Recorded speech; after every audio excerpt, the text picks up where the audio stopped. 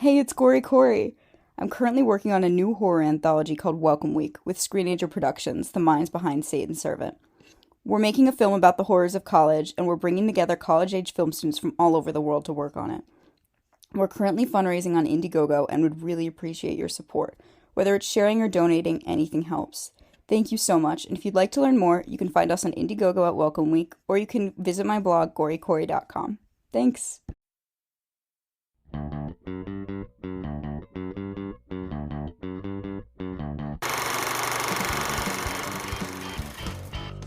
Welcome to Filmstrip. These podcasts are spoiler-filled as we discuss the plots, characters, and themes of the films in review. All content used or discussed in these podcast episodes is the property of the respective owners and used under the Fair Use Act, Section 504(c)(2), Title 17. Welcome to Filmstrip. I'm Jay. And I'm Carmelita. And we're here to talk about Crimes of the Future, starring Viggo Mortensen, Léa Seydoux, Scott Speedman, Leahy Kornowski, Don McKellar, Welkit Bunwe, Tanaya Beatty, Nadia Litz, and Kristen Stewart. Written and directed by David Cronenberg. Out in theaters now, 2022, $35 million budget. Took 20 years to finally come to the screen. We'll get into all that. But first off, Carmelita, welcome back to Filmstrip. Great to talk to you again. Hey, Jay. Thank you so much for inviting me back. I had such a good time the last couple times we spoke. And this is exciting.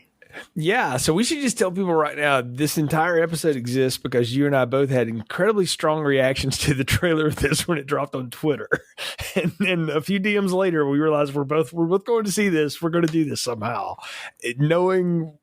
Knowing I was in for a ride, but not knowing exactly what we're doing. And this is different from Filmstrip. We've never done back-to-back in-theater releases in a row in all of our 12 years of doing this show. So what a whiplash to go from Top Gun Maverick to this inside of a week. Well, and I was thinking, people throw around that the movie event of the year or the summer or what have you. And coming off of the last couple years where folks couldn't go to the movie theater and then it slowly started to open up. But, this year is just stacked. One exciting movie release after another.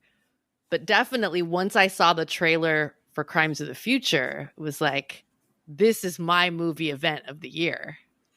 The anticipation has been so insane.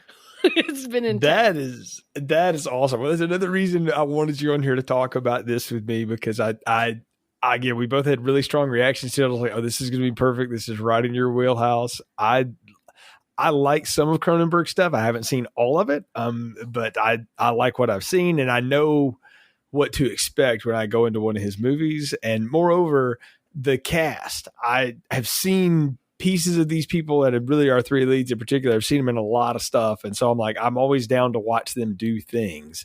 So I was like, okay, this all looks like exactly the right formula for the anti-summer movie, as we'll get into. So, but first off, just in case folks didn't catch you on our Fright Night reviews that were spaced apart by a few months and stuff like that, I generally refer to you as like everybody's favorite podcast guest, because I think you've been on like 50 shows or something at this point, and there's a good reason for that. But do tell folks a little bit about yourself and sort of lead that into your background with like Cronenberg and why this was like your movie event of the summer. Oh, absolutely. Yeah, I'm right around 50 episodes as a guest.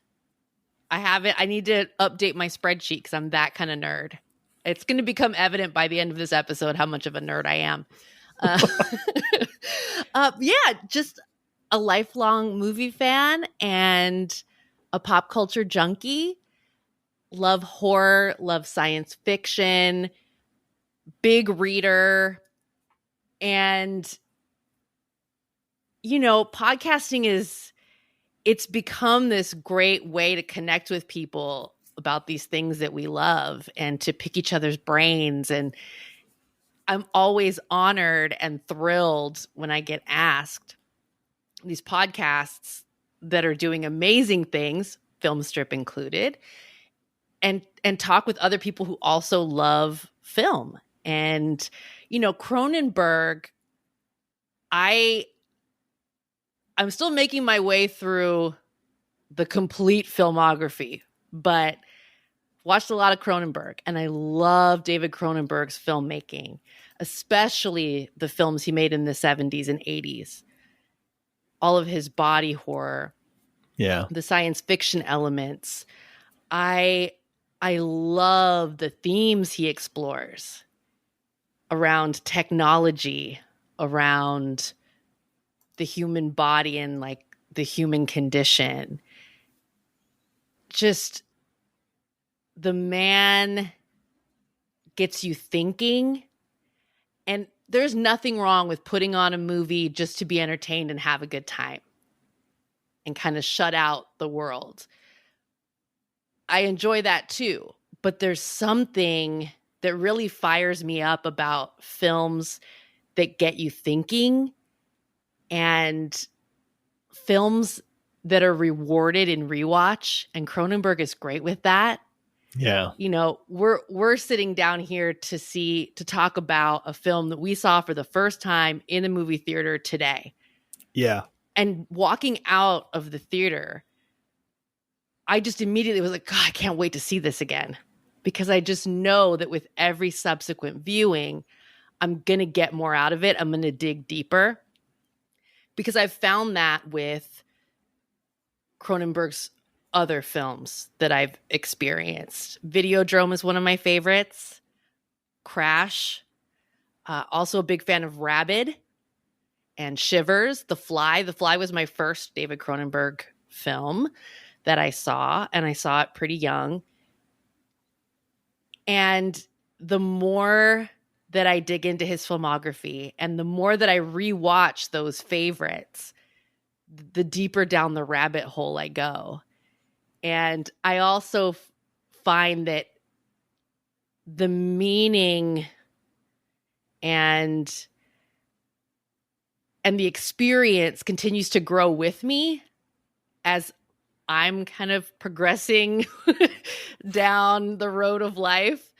And I think that's one of the really interesting things about this film in particular, coming out now, being almost a return to the body horror that he was doing in the 70s, 80s, and 90s.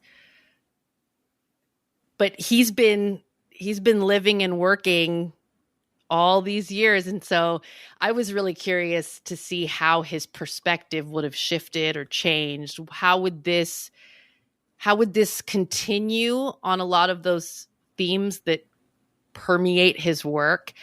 And what changes might I notice? What shifts? What would be the same and what would be different was something I was really curious to see. I think it's neat that you talk about like sort of how he is a thing that you want to re-experience and rewatch his work and stuff. Because I put him in the same category as somebody like Kubrick or Nolan non-Batman films and things like that. Like when you watch those, you just get a different flavor out of them every time. There's a little bit of a part of the onion that peels for him. And my first Cronenberg was actually the Dead Zone, which was he just directed. And people say like, oh yeah, he didn't really write that one or whatever, but he had a lot of influence of the way that got interpreted. And if you go back and watch it now, it's incredible how well that holds up and was such a marker of the time and was really way ahead of its time in a lot of ways. But then, of course, I saw The Fly and Scanners and Videodrome, all those things. And then I kind of fell out with him. And it wasn't because I just stopped watching his stuff. I saw Crash and I was like, that was a trippy, really not what I expected to experience. And then I just sort of caught up with things because I would hear people talk about them, like Existenz and Cosmopolis and stuff like that. And I would just see these.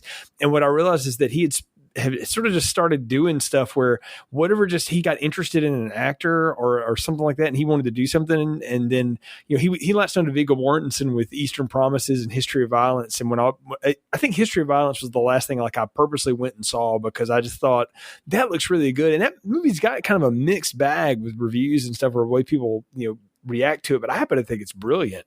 And it's really like David Cronenberg doing a small town crime movie. Like, why would you do that if you're him? But of course you can. And yeah. I like in his work, if I can make the comparison of it to like Philip K. Dick writings, like the more you read Philip K. Dick stories, you get more out of him every time. And especially if you can separate most of the Philip K. Dick filmography and the way that those things were adapted, something like Paycheck is nothing like the story or anything. But I don't know. I feel like they're that way. And in this movie in particular, I was sitting there the whole time. And again, I just saw this afternoon, and I'm like you. I'm like, I'm going to see this again because there's no way I got all of it in one pass. But I felt like I was like, this is like a Philip K. Dick story. Like I need to read this again because I know I missed stuff, and it'd be fun to sort of unravel. Absolutely, yeah.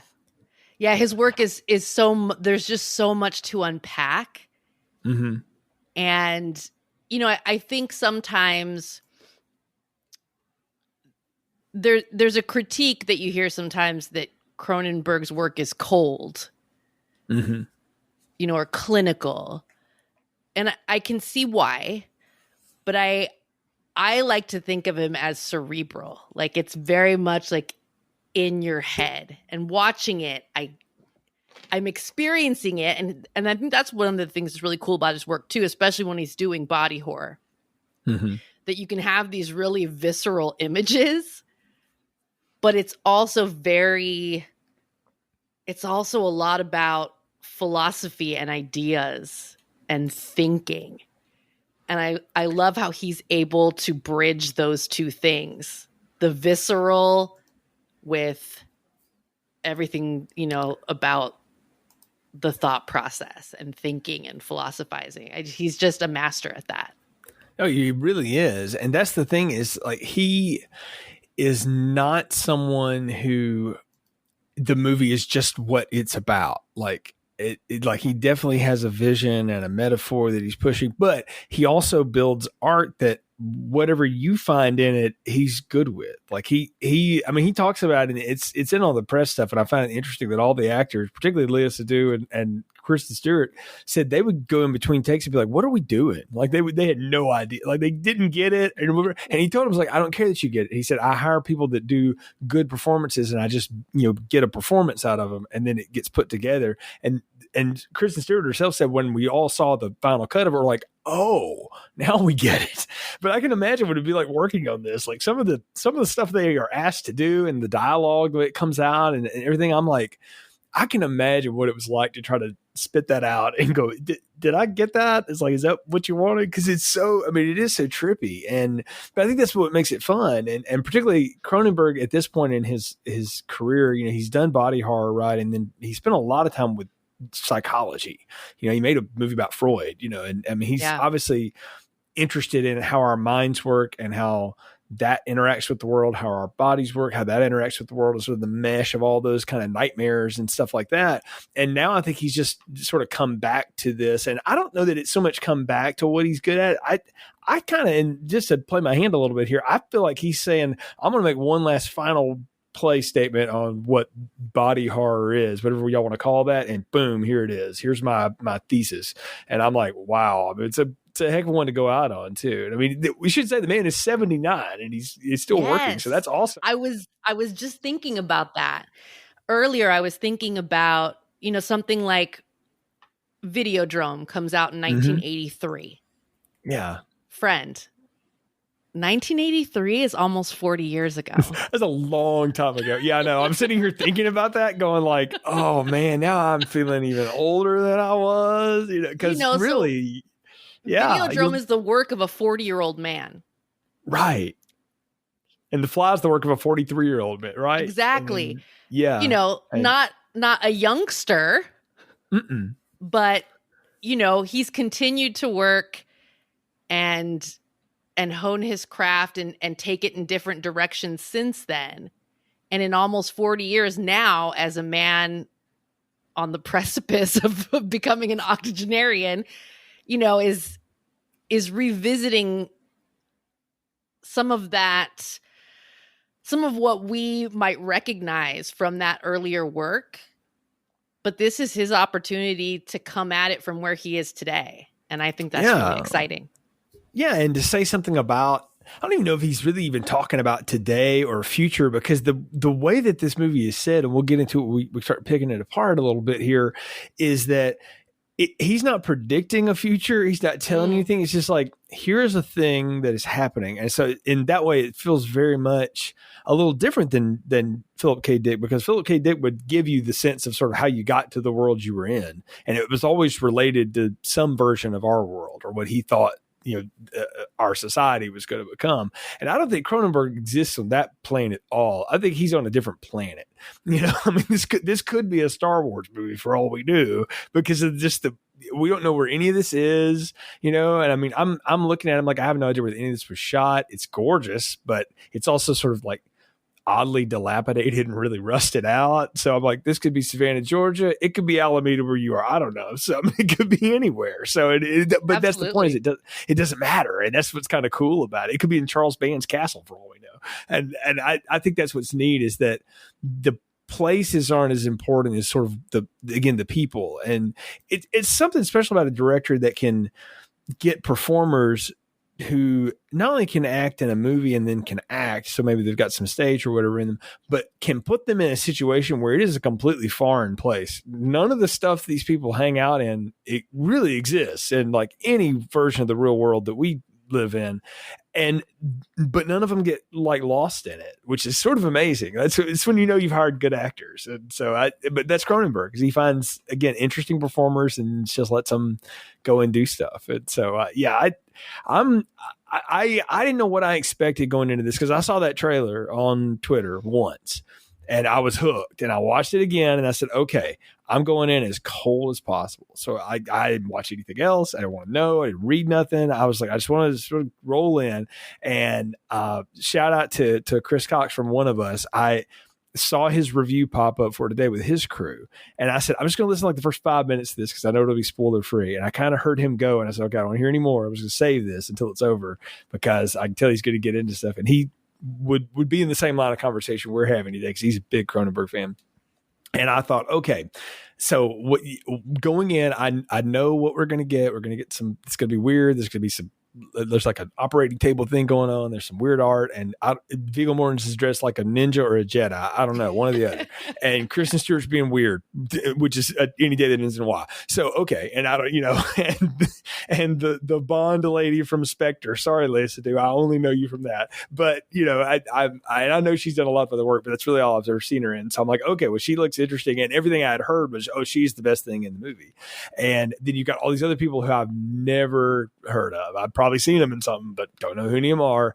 And I'm like, okay, so what world am I walking into? And I literally sit in the theater and I just let this thing kind of fly over me. And it was an experience, to say the least. So me and the young couple behind me were the only people there. So at my Friday afternoon matinee, because I could tell this one was not going to draw the crowd. And we can talk about that as we get into it. I guess I should give a plot summary. I mean, spoilers hot, obviously, on a movie that's out like right now. So if you didn't see it this weekend, y'all, and you don't want it spoiled, hit pause, keep us in your downloads, come back later. Or Save if you want us to, or if you want us to try to explain it to you, I don't know that I'm going to be able to do that either, because I'll tell you now, I can tell you in the plot summary what happens in this movie. I don't think that's what the movie's all about, though. And so we'll get into all of that. We'll get into it, my friend. Yeah. I'm curious to hear what you've got to say about it, too, because I don't think that I'm the only interpretation of it, and I don't think there is just one. So Viggo Mortensen plays Saul Tenser, and he and his artistic partner, Caprice, played by Lea Seydoux, who was once a surgeon, are world-renowned performance artists, where they remove new organs that Saul's body grows in front of a live audience. He didn't grow them in front of a live audience. He grows them and then they remove them. So they aren't the only ones that do this, but it's clear that there's something different about how Saul grows these organs and how Caprice and he handled the situation with artistic delicacy. And this attracts the attention of lots of folks, but specifically of the National Organ Registry, run by the bureaucrat Whippet, who is really interested in trying to get Saul into usher in a new appreciation of human evolution and participate in something he calls an inner beauty contest. But it's Whippet's timid and awkward assistant, a woman called Timlin, played by Kristen Stewart, who becomes absolutely fascinated by the duo, especially with Saul, and after a performance declares that surgery is the new sex.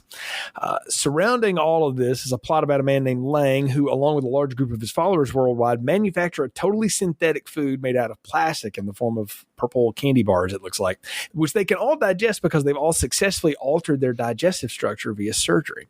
Lang believed his son, Brecken, was the first human born with the natural ability to digest these plastics. But Brecken was murdered by his mother, who considered him an abomination.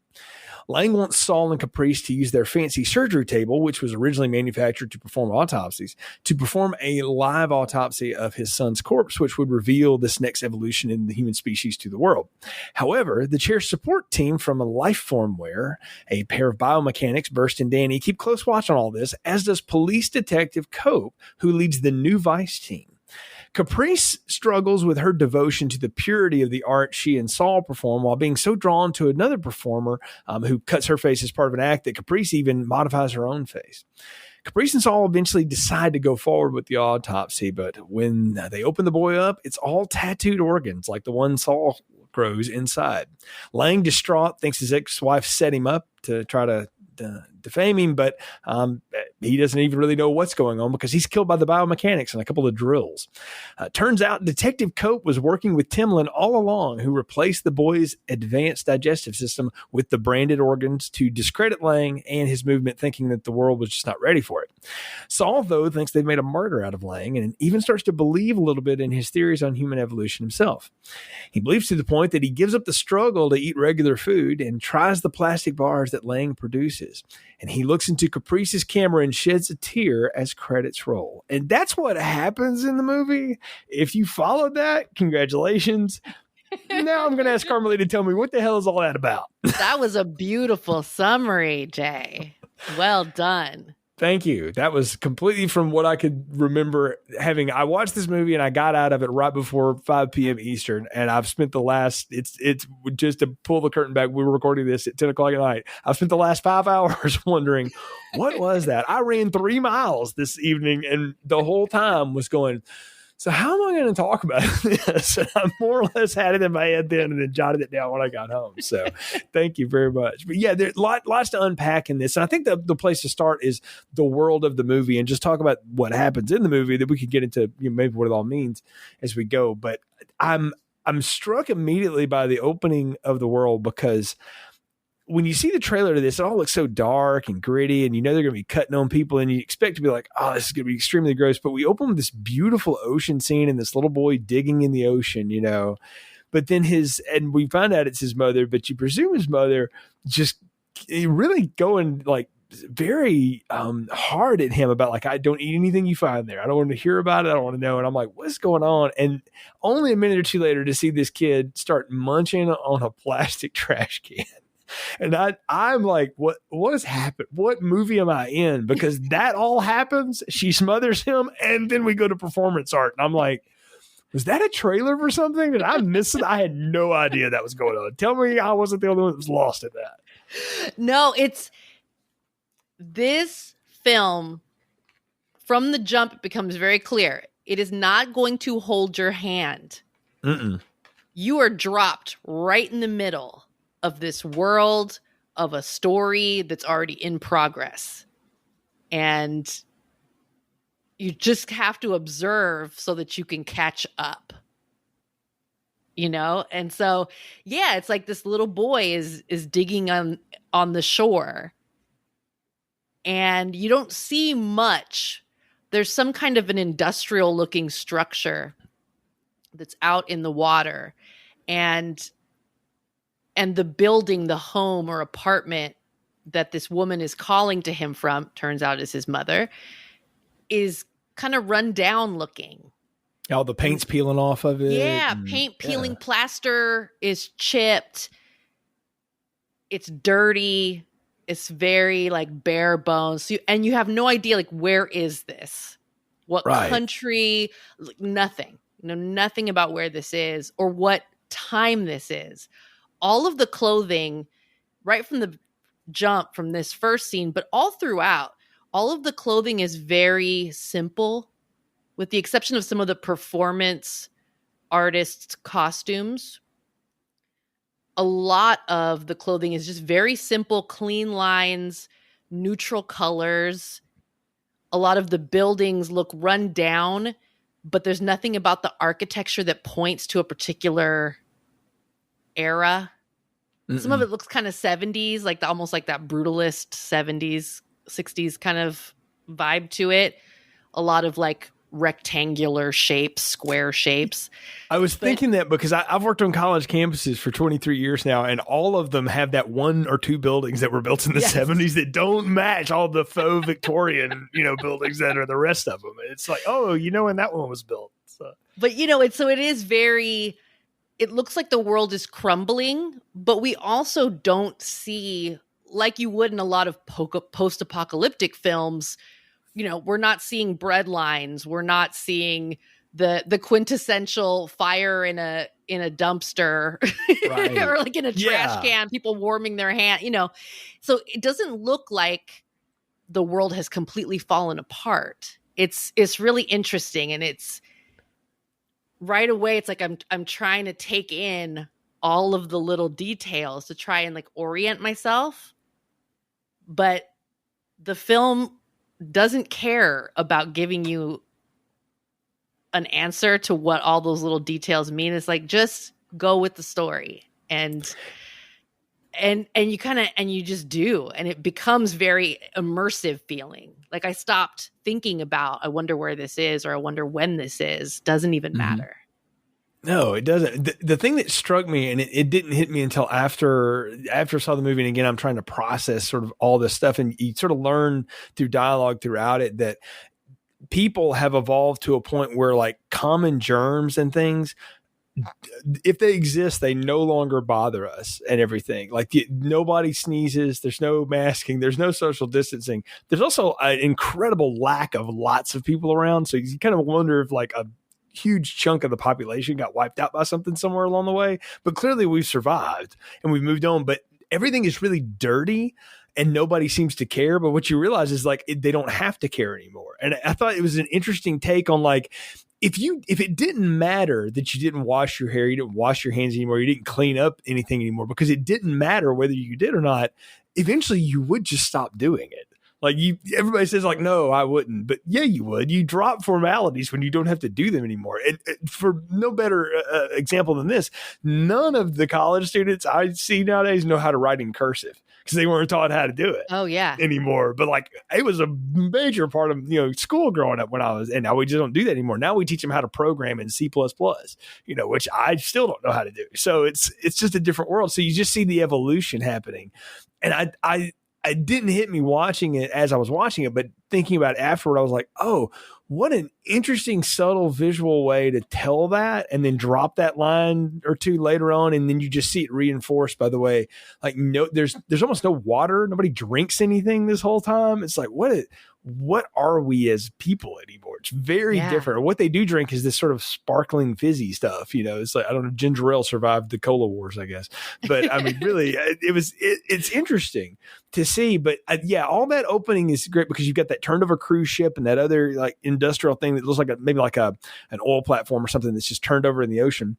But this kid's just playing by the beach like it's no big deal. And the water is super clean, and he's brushing his teeth, but he's not using any water. There's nothing on the toothbrush. And then he eats that wastebasket or whatever sitting in the floor. And I'm just taken aback by it. And then I realized what was about to happen though, because again, his mother's holding a pillow, and I've seen Lifetime movies, so I know it's about to go down. And yes. I'm like, uh-oh. Yes. And I mean,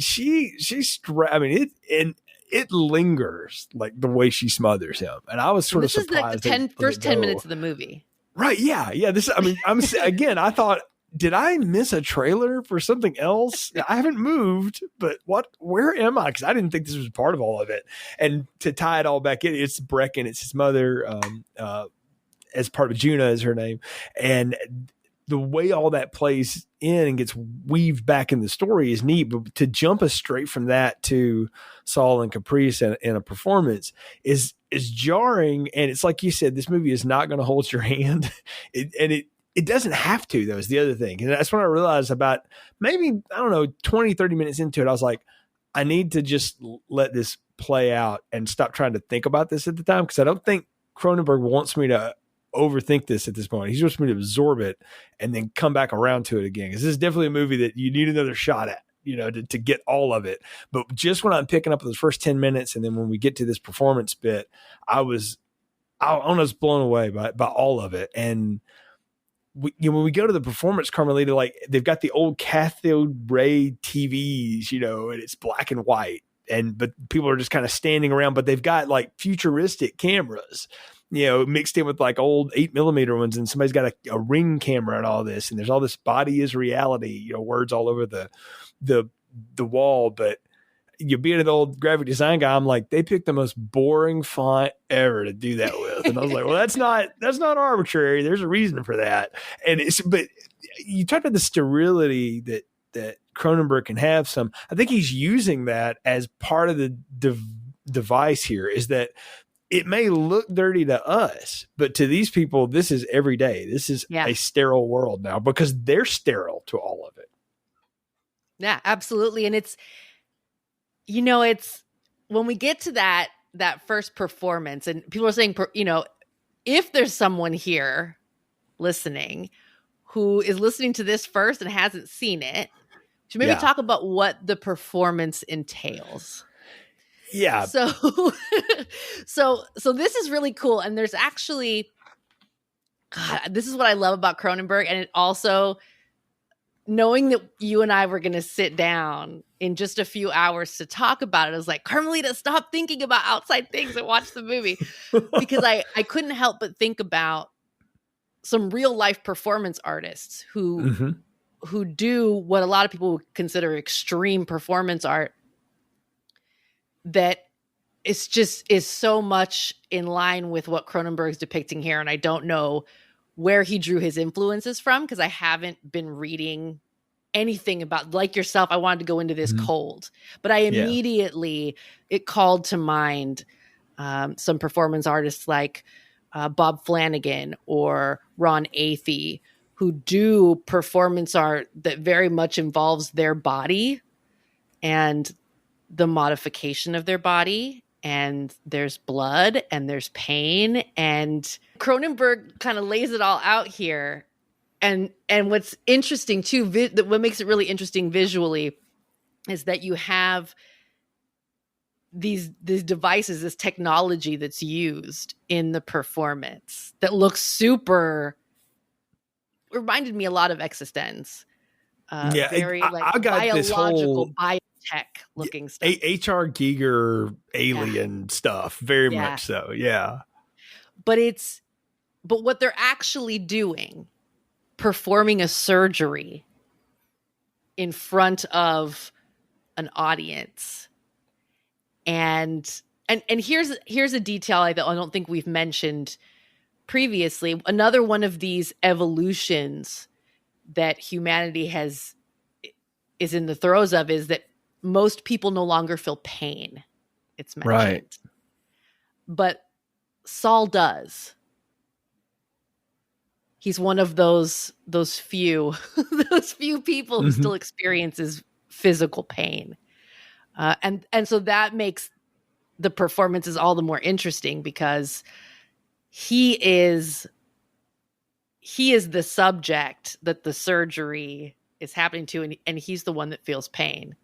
So the performance. I wanted to ask you about that though, because he does feel the pain. You're right, but his face and Viggo Mortensen's actions it's also a mix of pleasure as well. Yes, and I got this whole if you go back to the book, the novella that Clive Barker's Hellraiser is really based on, I was like, somewhere Clive Barker's in a corner, probably, hitting himself with a whip going, yes, this is my kind of movie. I mean, like, this is Hellraiser come to life. I mean, it really is. Yeah. I got a lot of that. This is a real thing. Yeah. BDSM as part of performance art is a real thing. Yeah, very much. That line between what's painful and pleasurable is a very real thing that I think all people on some level have experienced, but some people experience it and seek it out in this next level. Right, because it's not just a physical Right. sensation. It's a psychological one too. Yeah. There's like an entire psychological underpinning to it. I feel like we're getting like way too deep here, man. But but really, I mean, like that's true. You have to pull me back because Cronenberg makes me go to those places. No, but I'm the same way. I'm sitting here, nerding out about it too, because I'm having this whole thought in my head. I'm like, oh, we're playing with the pain and pleasure principles, and my mind ran this whole rabbit again when I'm running today, and I'm like, if you lived in a society where you basically couldn't feel pain anymore, what would you know was pleasurable anymore? Because if all you ever felt was pleasure, it wouldn't be pleasurable anymore, right? And I mean, and we, they talk a lot about.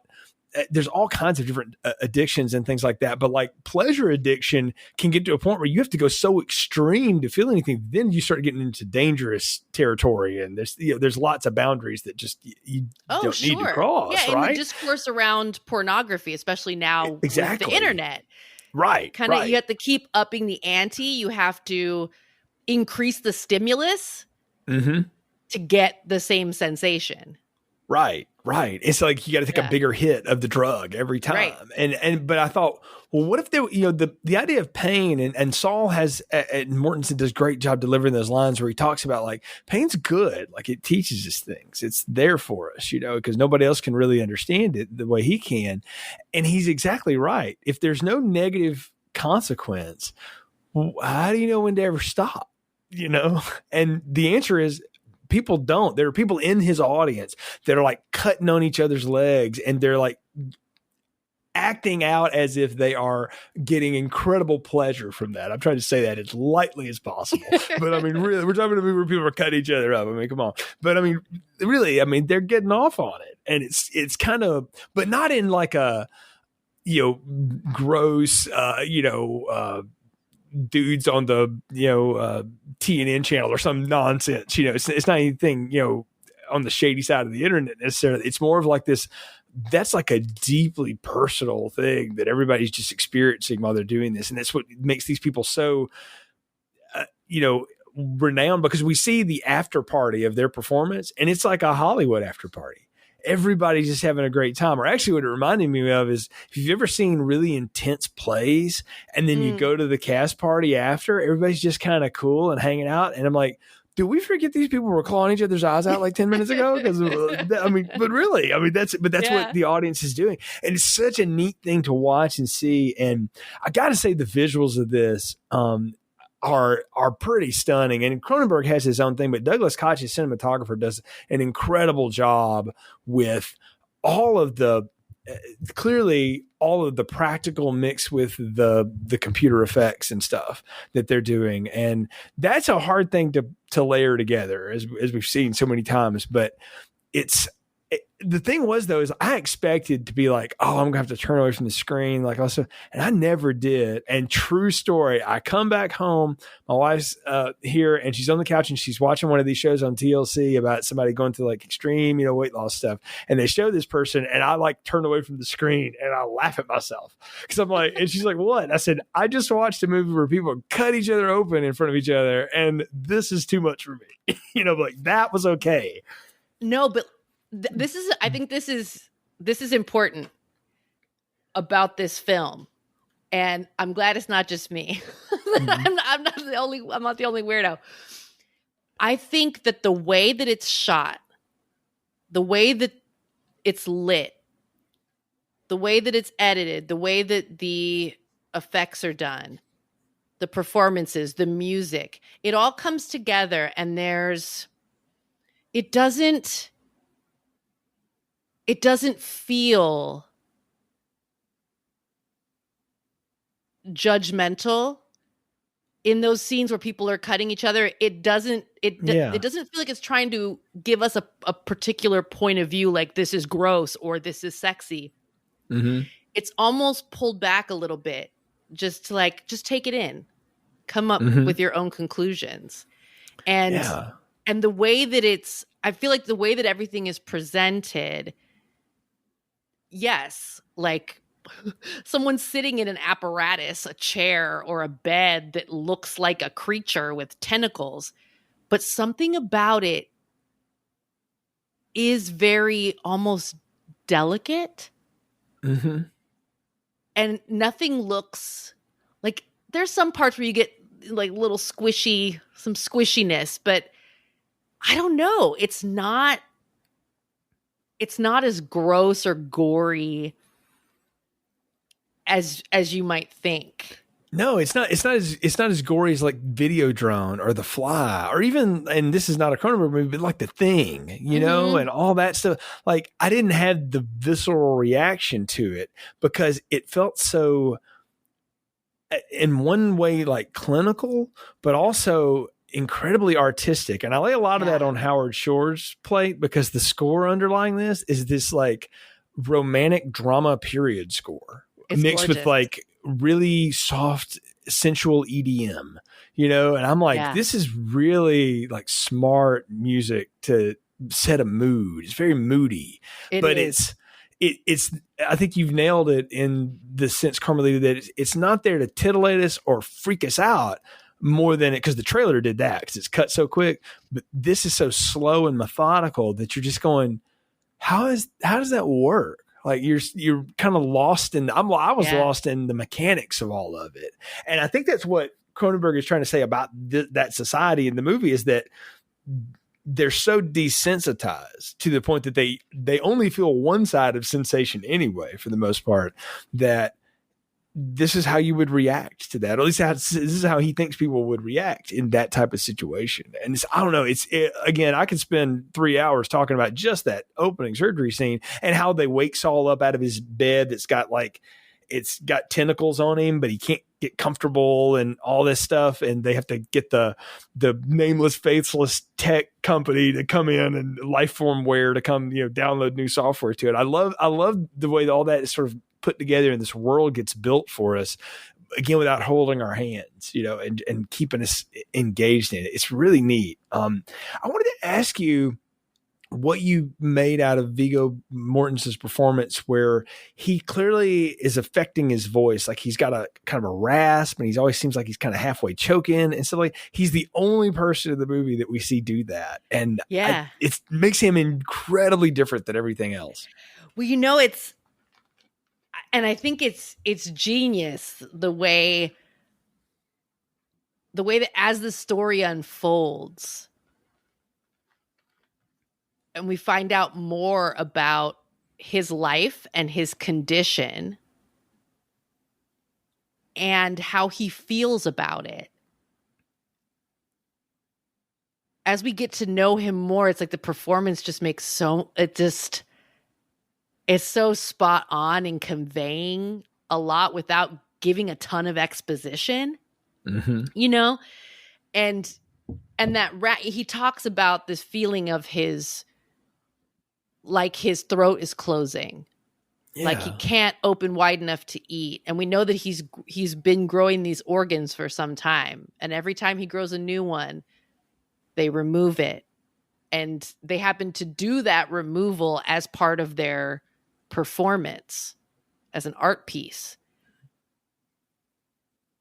But like they would probably have to come out anyway. It's kind of how they talk about it. That's why they play it. Yeah. They happen to use his condition as part of their performance art, but he would be growing these things anyway. And there's kind of this talk about there's talk about, is he willing it to happen? Is it something that just happens to him?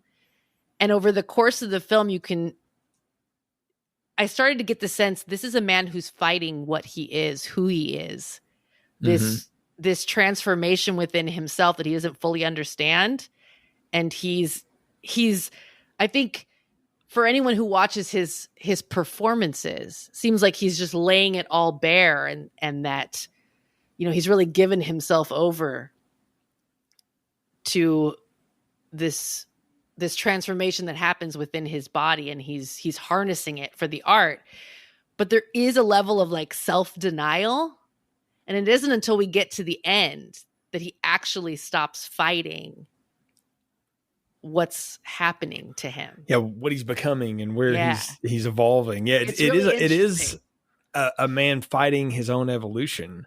Yeah, but still also going along with it too. And that's a good segue into talking about Léa Seydoux and Caprice, because again, I really only know her from the Spectre movie I've seen her in. I did look up her filmography and I see the stuff she's been in. She was amazing to me in this role, like, because where Saul can be kind of cold and almost kind of wry and funny, like there's a lot of humor in Viggo Mortensen's thing that he's doing in this movie. She is always on the verge of like just incredible emotional, not outburst, but just like her eyes are just going to well up and just turn it all loose. She's got such passion in her face, and reminded me a lot of the way Marion Cotillard played Dom's wife in Inception for Nolan. She said, because and we really, not to diverge into that too much, but that's his memory of her or whatever, and we know that was a damaged person who couldn't separate reality from fiction anymore.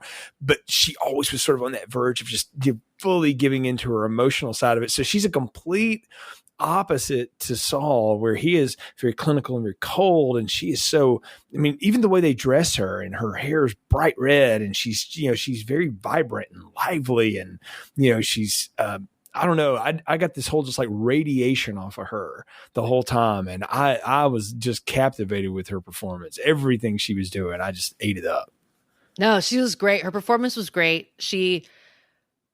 A lot of that body language and all the acting she's doing with her facial expressions and glances. It's an incredible performance. And the character is very interesting because you have someone who was a surgeon, a healer. Yeah. Who becomes involved with a person who has, I mean, I think kind of the way it's presented at first is almost like he has like a chronic illness. That evolution, he's not thinking of it as evolution at that point. It's like, I'm in pain, I grow these organs, we have to remove them. I need a special bed so that I can sleep because I can't sleep because of the pain. Like, and she takes care of him.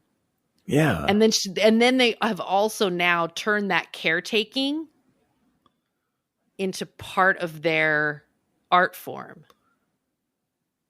Well, she says really when she's introducing herself to Timlin and everybody, is that he brought things out of me I didn't know I could do. And you think like, oh, they have this romantic relationship, but then you realize like, no, there's something else going on here too. Like, it's like she's psychologically connected to him too for this. He needs someone to cut this stuff out of him and explain all of it while he allows it to happen. And I'm his voice, his avatar to the world, and I mean, I don't know.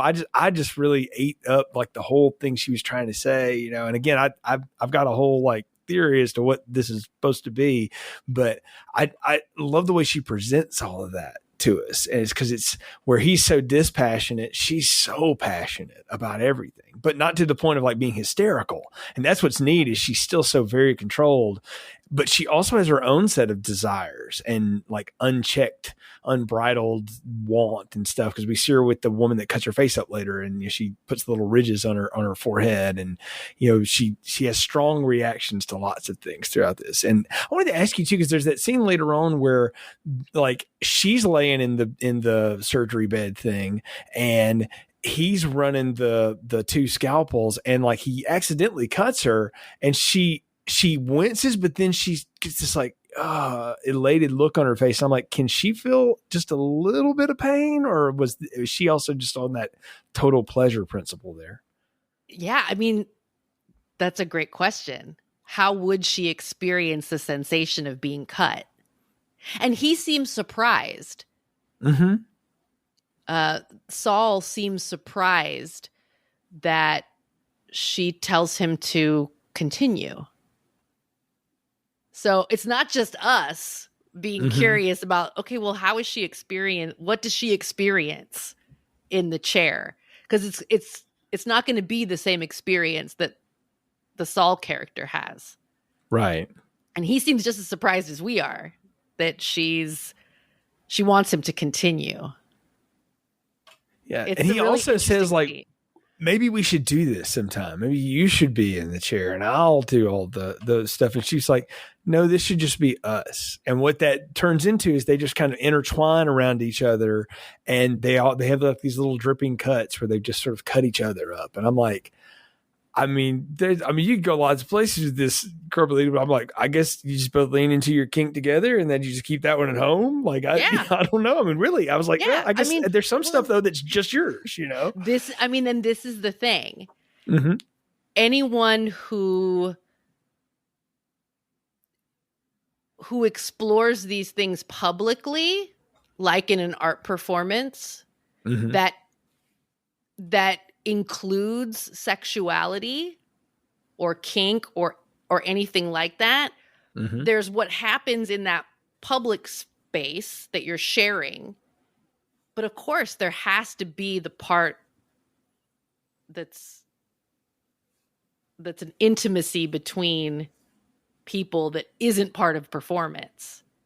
Right. And they include that in this film, showing us. And it's interesting because I don't recall, and again, we've only seen this the one time. I don't recall if they said how long they had been together. No, I didn't catch that either, but you just But I get sense the that sense it's been long that enough. It's been a while. Yeah. Yeah. So it's really cool. We get the sense that this is an established relationship or partnership between these two people who live and create art together. And then we get this scene where they're both experiencing something new together. And their choice to, well, let's just, like, we're not going to put that in the show. Yeah. This is just ours. It's a cool moment. Yeah, it is. It's a very cool, intimate moment behind what we think we've seen it all, and no, we haven't. And I think that's what that is there to hit home for us, because they're the centerpiece when you've got all these other groups around them and the things that are happening that we could talk about. I think we got to talk about the government bureaucrats in this. Yes. The National Organ Registry. I don't know who Don McKellar is, but he played such a perfect government. Yes, like somebody who's just so caught up in the all the red tape that comes with establishing something. And it's so funny too, because I think Cronenberg is saying something about sort of the fecklessness of where he sees long-term government going, is that you think of a federal government building, like they're pretty elaborate. There's a lot of people there. So it's two people in a dingy office with a couple of filing cabinets. and they've got old 3-ring binders, and I just got a kick out of watching him sort of just shimp around all this stuff, and he's like, I'm endangering my entire career by being at this performance, yet he's here. And I'm like, who cares, man? I don't think people know who you are. And that's what's funny though, is he's someone who clearly takes what he does so seriously, but no one else does. And that's what makes him so interesting. And I don't know, I got a whole comedy act out of him and his whole inner beauty contest and all that stuff. That was hilarious to me. Yeah, there is humor in this film. And a lot of it centers around those two and the biomechanics also. Yeah. Kind of interject some of these moments of humor. And it's really interesting watching Whippet and Tamlin, they're both, you get that sense of, they're both a little high strung. Mm-hmm. And you can tell they work this job in this office, and it seems very boring, very conventional. They're basically registrars, and archivists. Yeah, it's a very going through the motions kind of job, and they're both very attracted to these body performances, these surgical performances. And the way that they both interact with Saul and Caprice is really, it's funny, and it's also the whole time I'm just thinking that there's more to these two. Right. Like there's And more I think to this. Timlin in particular, and as we revealed, like she's a double. There's a lot of double agency in this movie. Saul himself is really a triple agent, but she is the double agent for the cops, and that's what makes her performance so interesting. Because Kristen Stewart is making choices in this movie. Like, I'm going to be nervous and quiet and kind of, do my awkward thing that I've just done my whole career because it's what I do. And I love the fact that she took all her Twilight money, her and Robert Pattinson both took all their Twilight money to do like the most random, weirdest shit that they could come up with for years. I'm here for it. Like they should do that. Like I think it's because they're both incredible performers. And if that's all you know them from is that series, you really are missing it. Because I think everybody has now come on the Pattinson train, particularly after the Batman now. But even her, I mean, she did the Spencer movie, the Diana, Princess Diana movie. I haven't seen that one yet. She's actually amazing in that. Like when they said they were doing that, I'm like, wow, okay, I don't know about that. And then I watched it, I was like, oh, she's actually really good in this. And she's got a thing, but she clearly made choices as a performer that like, I'm just going to be strange and different, and I'm just going to lean into that. I'm going to talk in this quiet little whisper the whole time. And I loved it because you just make you kind of hang on every word. And she's third billed in this, and she's in maybe 10 minutes of this movie. I mean, she really just gets peppered in, and it's perfect though. And I loved her whole thing, and particularly her reaction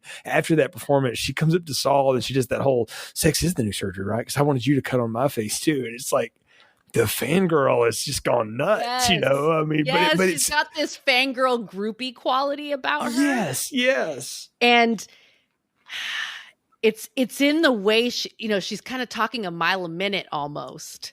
Mm-hmm. It's this like excited, like her heart rate's up. Mm-hmm.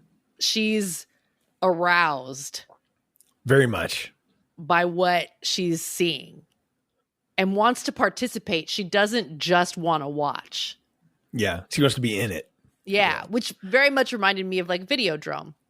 Mm-hmm. Debbie Harry's character in Videodrome. Some similar themes here.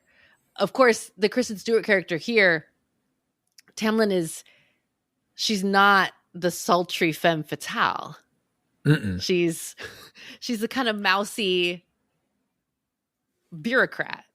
She is, but there's two scenes when she goes to those performances. She's in her bureaucrat clothes, but she pulls her hair back and she does this thing with her makeup.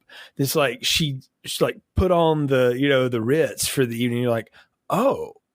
And what I realized, I think what I got out of that, Carmelita, is that we don't ever see the real Timlin at all. That she is so subversive. That she is like, so my way into this, because I'll really work for the cops, is my way into this is I have to be this mousy put upon quiet person that nobody pays attention to. Cause then I can do the Dewey and scream and I can get myself in any situation. Cause that's what she does. And she plays that. And when the reveal is that there's just a look on her face, and I don't even know that it looks like it was probably something they just grabbed and stuck in there or whatever. Cause I don't know that she knew what to do at that moment. When they revealed to us that she was the one that changed out the boy's organs in the end of it, and you go back and you think about the way she's staring at that performance, it's like she knows what's going to happen. And and it's like she's getting off on the fact that like, I know something nobody in this room knows. And it's neat to watch her power trip on that.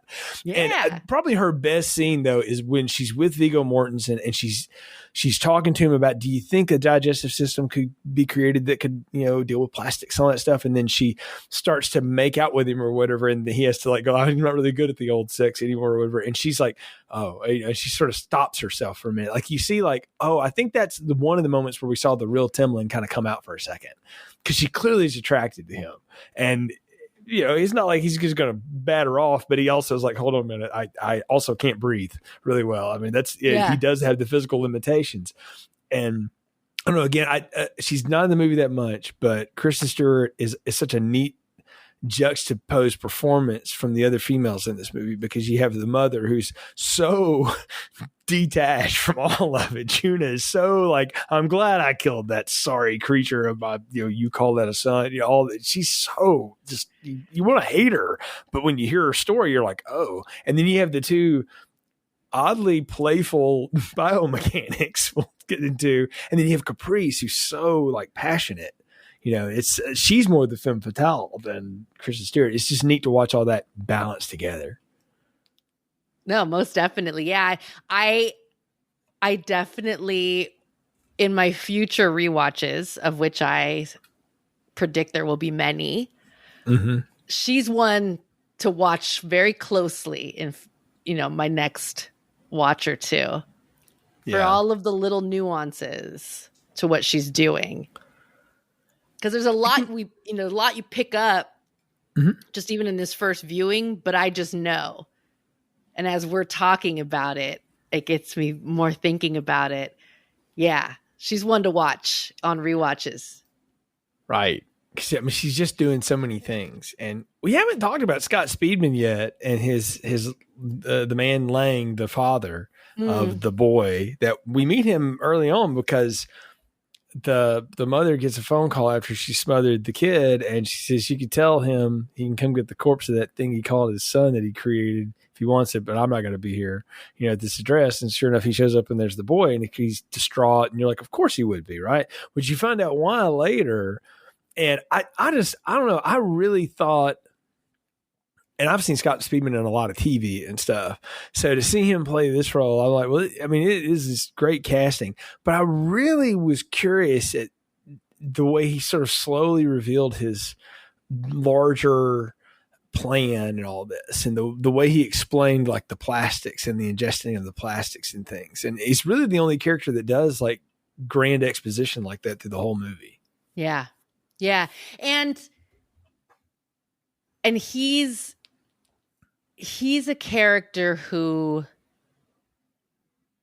has a cause and belief. Right. And so his character, like his ex-wife is the mother of his child. She's very like aggressive, angry. Like this is a woman who is angry about her life, about her ex, about what her son had become as what she believed as a result of what her husband's up to with this grand plan to basically he wants to push human evolution. Yeah. A process that, as we find out, is already happening, but not fast enough to the destruction of our ecosystem outstrips how quickly we're evolving. We're not evolving fast enough to keep up with all of the change that we've created on Earth. And so he's trying to rush it. He wants to skip some steps.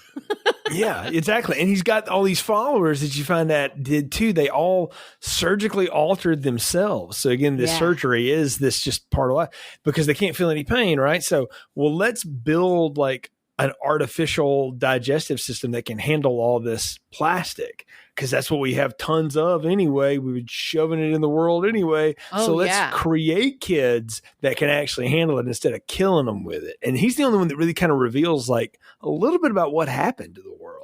It's a little bit like climate change and pollution coupled with like mass war and germ extinction and all this stuff. Like it's like everybody that lived through that is now here and has grown up, and that's why the world's a little sparse, but it's also you don't really worry about anything anymore because nothing can really harm you.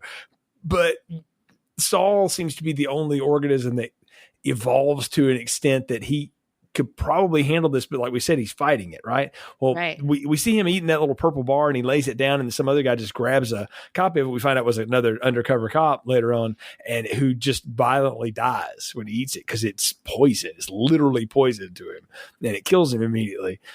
And he talks about the way he describes how his boy was like the Jesus Christ second coming, the newest hope, right, for all of us. And so he's dead, but his autopsy can reveal that to the world. When he's telling Caprice and Saul this, I mean, I love how Saul says like, oh, so let me get this. You cut off your little finger and now your kids don't have a little finger. Is that what you want me to believe? And it does make you go like, yeah, would that even work? But it did, but it didn't, but maybe it didn't. Right. See, we find the movie out doesn't tell you. Yeah. We find out that Saul has also developed. Mm-hmm. We have reason to believe that Saul is also developing that ability.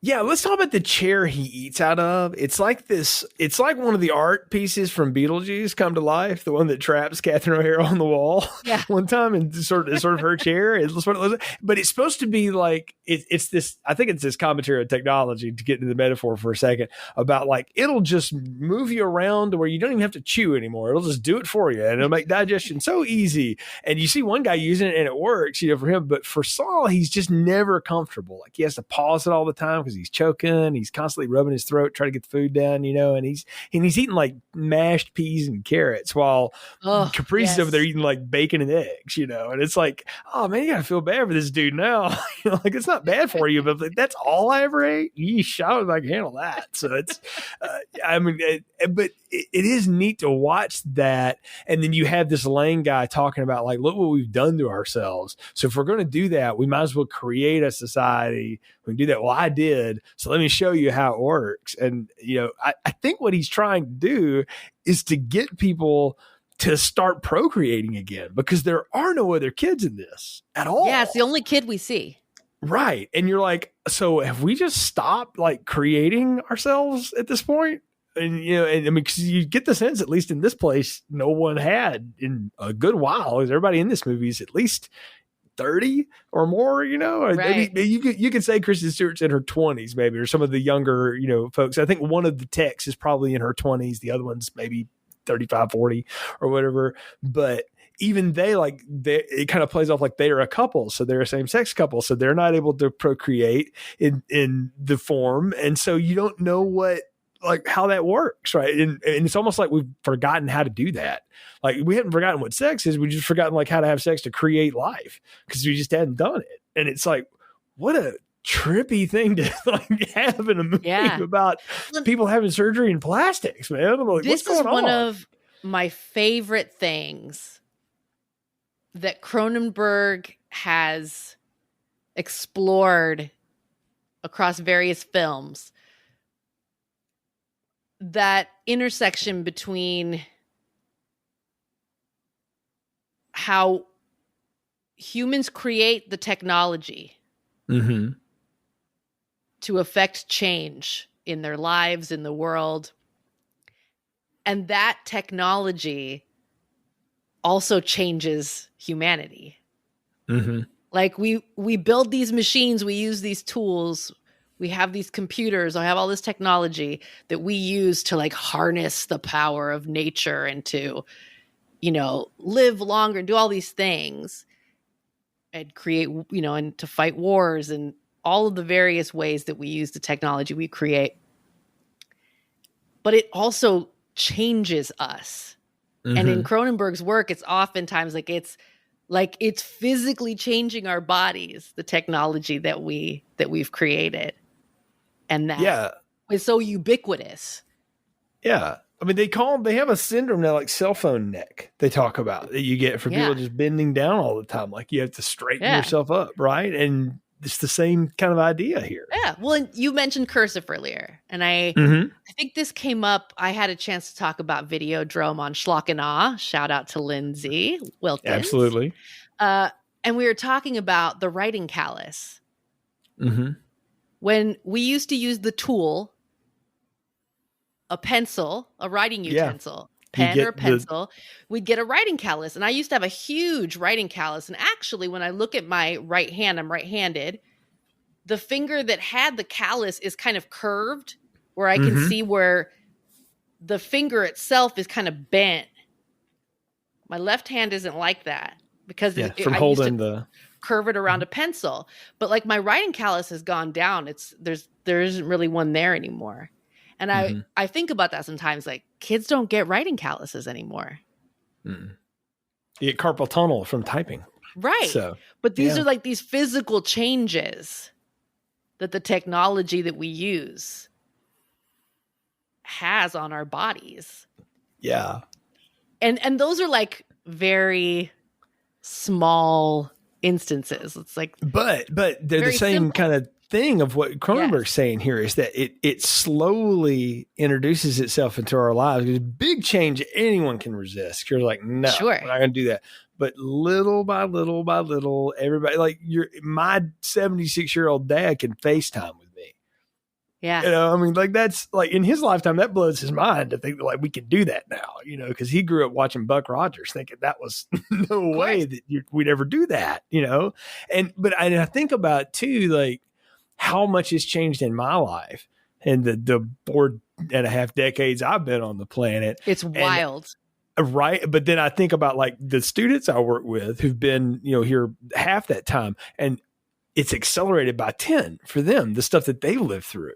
And I'm like, holy cow, you know, we make the joke in the office, all the Gen Xers do all the time. Like, I'm glad I went to college when there weren't camera phones. Like, yes, it wasn't, I was just talking about this. Right. See, man, I don't need photographic proof of some of the things I got up to. And not just photographic proof, but you know, digital images that can be copied and shared. Exactly. Yeah. That like in the blink of an eye. I know. And, oof. But thinking about that and sort of the natural extension of that is you can see, and just speaking specifically from the American point of view, like our sensibilities about things have definitely changed since there's been a more proliferation of the sharing of lots of different intimate details and things like that. We talk about things in public and on television, you know, whatever, that we would never talk about before. Lucy and Ricky slept in separate beds, you know, in the 50s. And, you know, I mean, it's a thing. And I think about that. And I think what Cronenberg's next extension of that in this movie, at least, is like, we'll get to a point where it's even beyond that now, where it's just part of what we do, to the point that nobody thinks anything about it. It's just part of your life. Like you'll have a little ring that's a camera, you know, because we pretty well have that now anyway, you know. And I do love the fact that like when they're exploring, Saul in the government office, and you know, she's filming it, and Kristen Stewart freaks out like, "You're not allowed to film in here." I'm like, "Of course, yes. Nobody wants to see you. The government don't like know how anything works, which is why you're on the 3rd floor of a building nobody cares about." You know? This nondescript building that no one is ever going to notice is even there. Right. Well, but I think that's the statement of that is like at some point it'll get to the point where everybody's just like, whatever. And you just let them sit over there because you don't care, because you don't need them anymore. And truly you need that kind of oversight when you have lots of people, right? Well, what do we not have? We don't have a lot of people in this movie anymore. Like it's a pretty small group of folks. Like the fact that there's a detective unit, I'm like, for what? There's no traffic. There seems to be no crime except the one mom who turned herself in. And then like, Saul even is, when he's talking to Luna, is really interrogating her, like, why did you turn yourself in? They didn't have a body, you know, you could have got away with it. She's like, because I did it, you know. And it's like, well, all right, I appreciate the honesty. I'm sure they were like, okay, anybody got a book? What do we do with somebody that says they did it? I mean, like, really, you think about, but I'm thinking about that. And that's what this movie does, is it allows you to sort of just follow those rabbit trails to like, what is this world like, you know? Well, and this is a great time to talk about Detective Cope and the new Vice Squad. Yeah. You were named that because it's sexier. It sells. Yes. I'm like, Paul Verhoeven's RoboCop dreams have come true. The cops are total marketing sellouts. Well, and you know, this is one of the things when it's revealed that Saul is cooperating with Detective Cope on this investigation, and that he's an informant. Yeah, you know, like he's a kind of undercover. He's acting as an informant.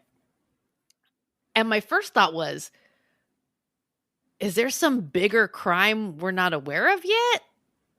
Like, what what exactly are we investigating here?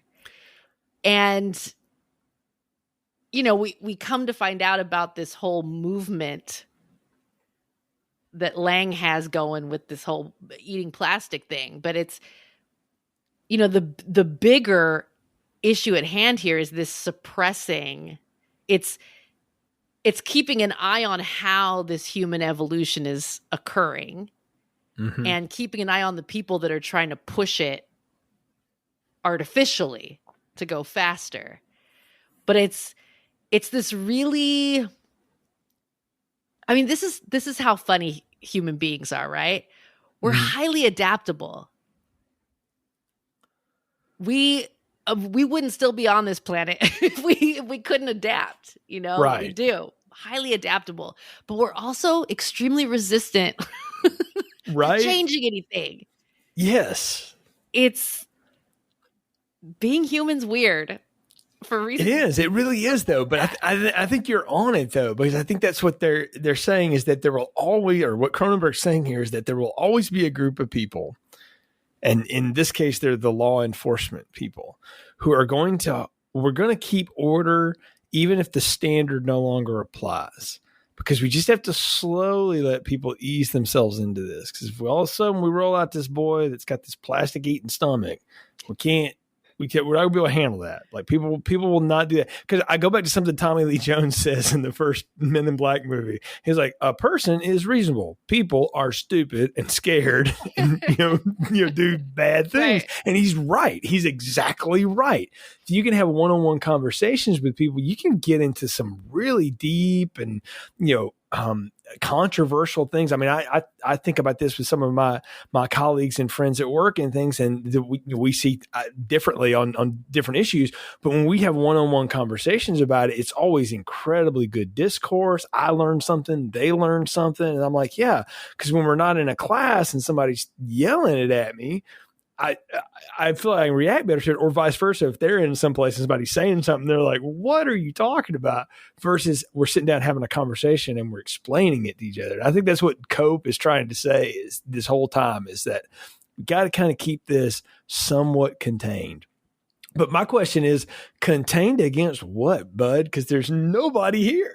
Like, what are you trying to preserve? But I feel like that's, again, to my big metaphor I'll get to soon. I've teased it for an hour and a half now, but there's always a standard somebody's going to try to hold us to, even when the standard doesn't matter anymore. Yes. It says there's always going to be someone that says, like, we're just not ready yet. We're not ready yet. And it's, I don't know. I don't know this act for the sake of comfort. Right. And I don't know this actor from anything. He's from Guinea, I do believe, but what a neat performance, because I'm talking about somebody who clearly did not get what was happening here, but just decided, well, I'm just going to play this as straight as I can. And it's striking. Like he's never too far up. He's never too far down. He does that whole bit about the lump on his side. And I was like, am I evolving or whatever? They're like, no, you should probably just get that looked at, but I like him. I got a kick out of Cope, and I wanted to know more about him than everything. And I even wonder, I'm like, he says, oh, I had Timlin on the inside or whatever. I'm like, I kind of feel like he may not be telling us the entire truth there. I almost feel like she probably directs him, and he's just making himself feel bigger than he really is. Oh, interesting. This is how I took it. I went with like Kristen Stewart's the mastermind evil behind all of this anyway. And I mean, this is sort of where I went with this. Yeah, Detective Cope is great. He very much is in the tradition of those old noir detectives. Yes. And I've been watching a lot of that recently. A little world weary, a little jaded, I've seen it all. Nothing you're going to say is going to shock me. Right. But Cope, there's something about him he's also not like, he's not brooding. Mm-mm. And he has a little sarcasm, and he has a sense of humor, but you can also tell that he's kind of seen it all. He's not fazed.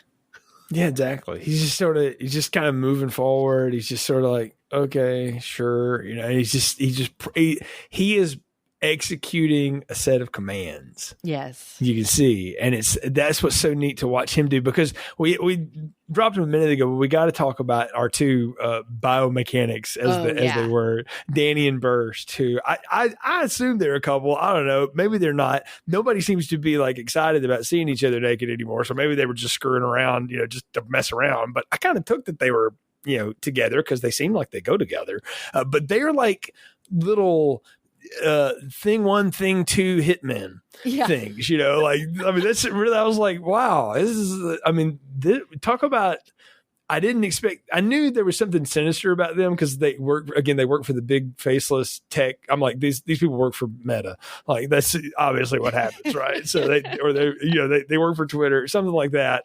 And they're policing, they're almost the police that don't work for the police in a way. Yeah. You know? Well, and think about this.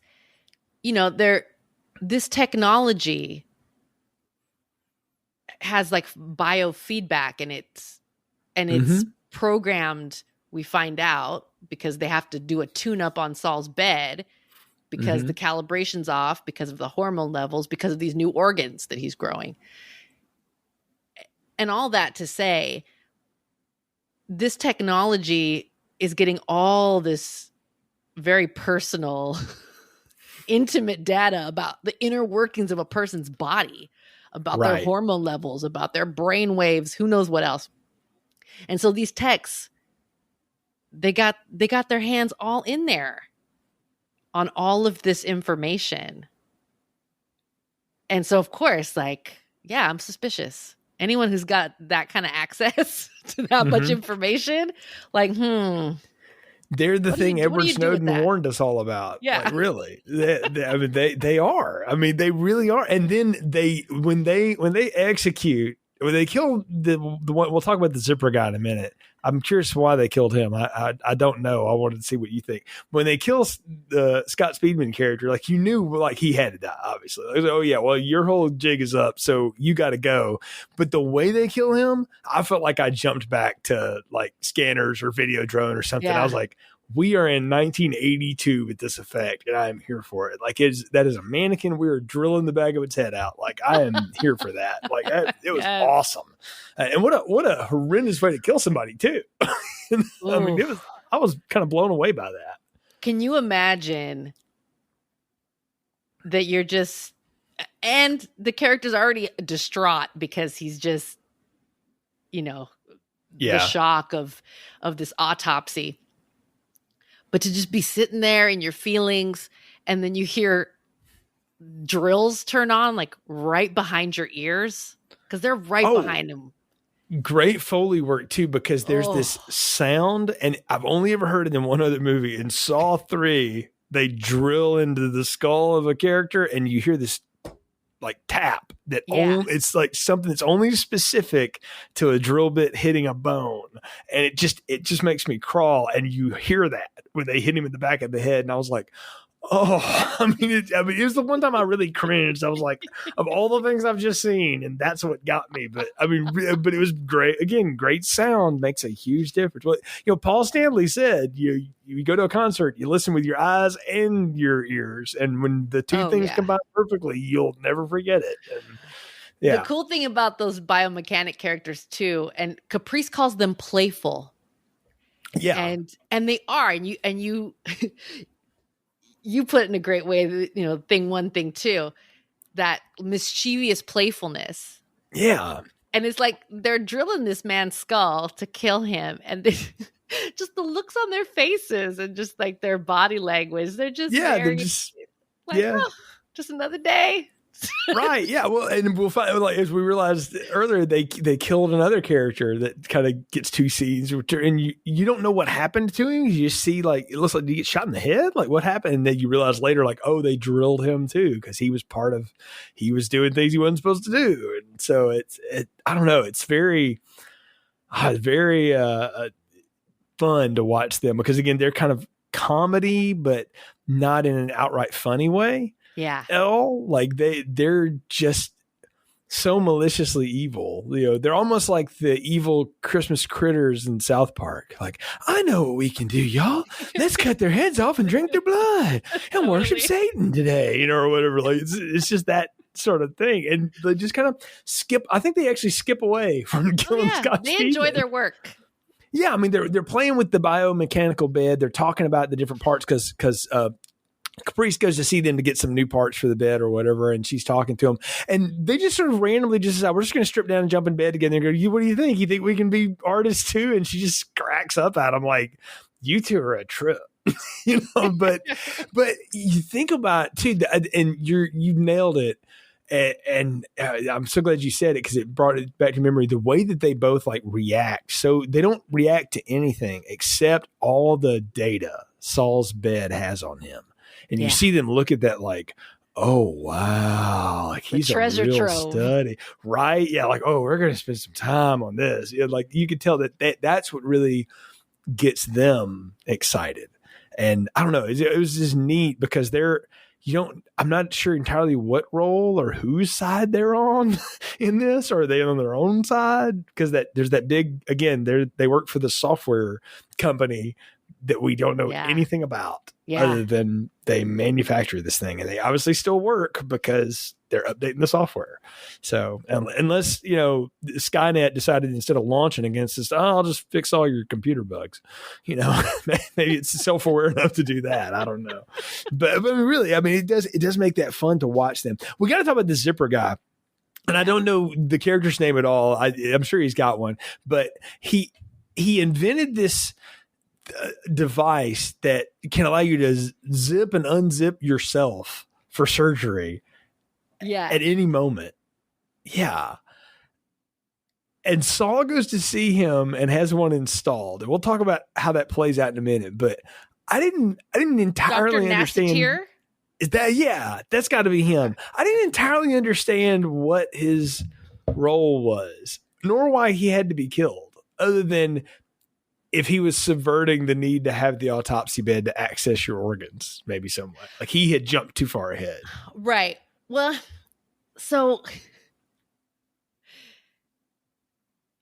the whole idea of this pageant, assuming that they were actually planning on having this pageant, and then the inner beauty pageant, something else. The inner beauty grow a new organ and you'll win best new organ. I'm just laughing at that. So.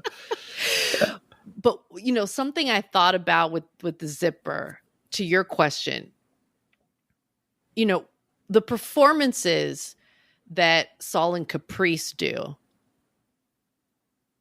they're artists. Mm-hmm. It's something that they do that the audience comes to see, that the audience cannot replicate. What this doctor who installs this zipper, an opening that then anyone who undergoes the one procedure then does. There's no artistry in that anymore. We get that easy access convenience, Yeah. So I think there's something about that. The contrast of the art of the surgery that's performed between Saul and Caprice, and then this wham bam, thank you, ma'am, open up a zipper, reach in there, and and you can just kind of do it yourself. I think the threat he poses, and this is, again, you and I have just seen this the one time in the theater today. Mm-hmm. In subsequent viewings, we might pick up more. But the thing I was thinking was, if everybody can open up and look inside, you would start to see all of the anomalies, all of the different transformations, how the evolution is happening. And if the government and colluding factions want to suppress that knowledge, you don't want everybody just being able to get a zipper installed and open up and see what's inside. Are you trying to tell me that there would be forces on Earth that would try to keep information from people? Pshaw. I'm following you exactly. I think you're right on. I think you're dead on with all of that. But we got to talk about the zipper. The only way I could say it is the zipper blowjob scene that happens in this movie. So Saul gets one of these things, and he comes back. Caprice has been out. This is when she's been out at the Lifeform warehouse to see the surgery beds or whatever, because they're getting ready to convert it because they're considering doing the autopsy on the boy, and because they got to retrofit it because they turned it into a surgery table instead of an autopsy table. And so she kind of tells him about that, and he shows it to her, and she's like, so what is this for? Like, are we stopping what we do? He's like, no, it's just, just something different or whatever. And when he opens it up, and the way she just attacks him, I was like, oh, I did not expect that to happen. Like, I was like, oh, well, I did not know we were going there today. And I can only relate it to this isn't really the way we do things, but I got one for us to mess around with, and let's just see where it goes. That's kind of what I think was happening there, I mean, that's not really our thing, but I don't know. You want to try out one? Sure. And that's what happens. I mean, I don't know if there's any way to talk about this without sounding crass. Mm-hmm. So I'll do my best, but I've already said zipper blowjob. I mean, we're there. So, and there are scenes where there's sexual contact with an unnatural orifice in several other Cronenberg films. We've seen this. Yes. Wounds, this weird orifices. Pretty much the whole movie Crash is, There's plenty of that. But I think, the thing that strikes me, her reaction, again, these are people that they've experienced a lot together. Mm-hmm. But this new orifice, this new opening that he has is something that is undiscovered yet in this way. And it's just the most human thing ever, right? Like if there's some new way to do it, humans are going to try to do it that way. Exactly. There's, we're always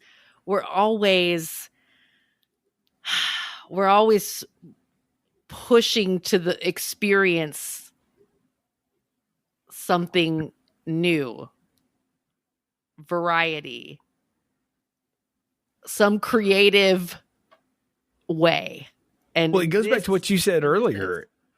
You get so extreme to a point that you have to just go even beyond anything you think could be. Because we didn't say she unzips him and she basically licks his internal organs. That's what's happening.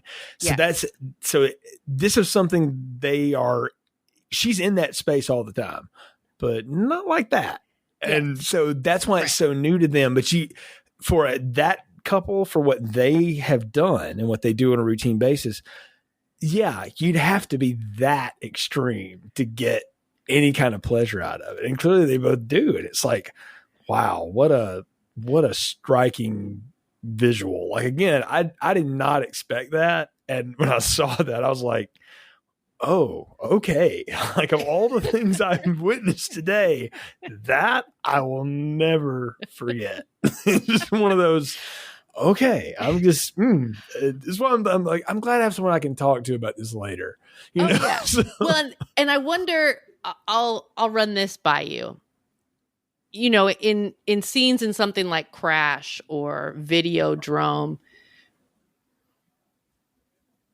in Rabid and Shivers, you'll have a scene and there's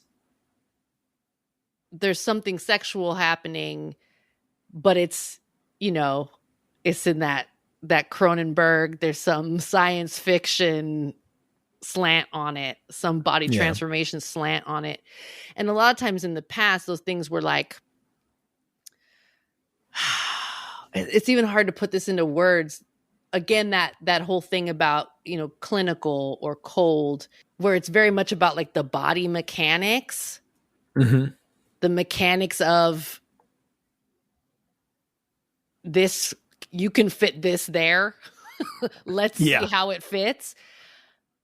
But in this, because of the relationship between Saul and Caprice, that scene is very tender. Like, it's very loving. Yeah. It doesn't just feel like,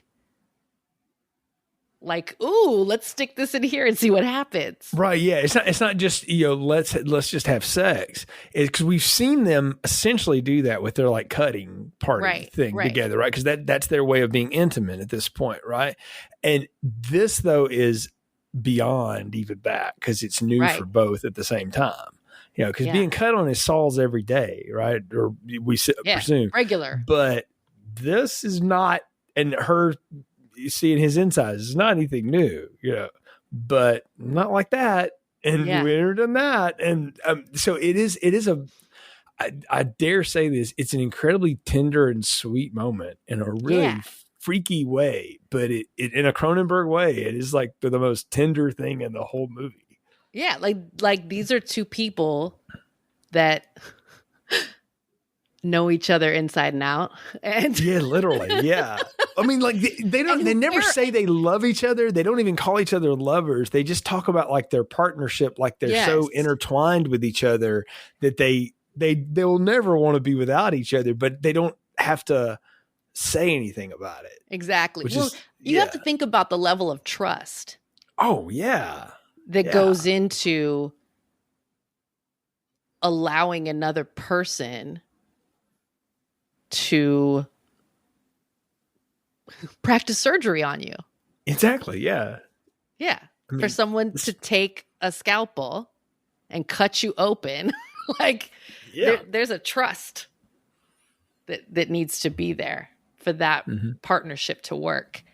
And in that scene, it's like you feel the trust between these two people. And so, it's just, it's a really, there's something really touching about their relationship. It's what what happens next with Caprice that makes it so interesting. Because after that is when Saul goes and meets the mother and gets the whole story about this is why, I killed that lizard. And, she goes into like, he had like this acid, spit that would break down plastic. And I just knew he wasn't natural, all this stuff. And while that's happening, Caprice is watching another performance. We didn't talk about the dancing ear man. There are other performance body modification artists. And like you see that one and everybody's like, ooh and ah. And then Saul's sitting over the corner and somebody tells him like, it's not even real. Like none of the ears work except the two other ones. Like, what's the point? It's just sort of like, it's just a poser. It's not what you do. It's somebody propping him up. And I'm like, that's kind of funny.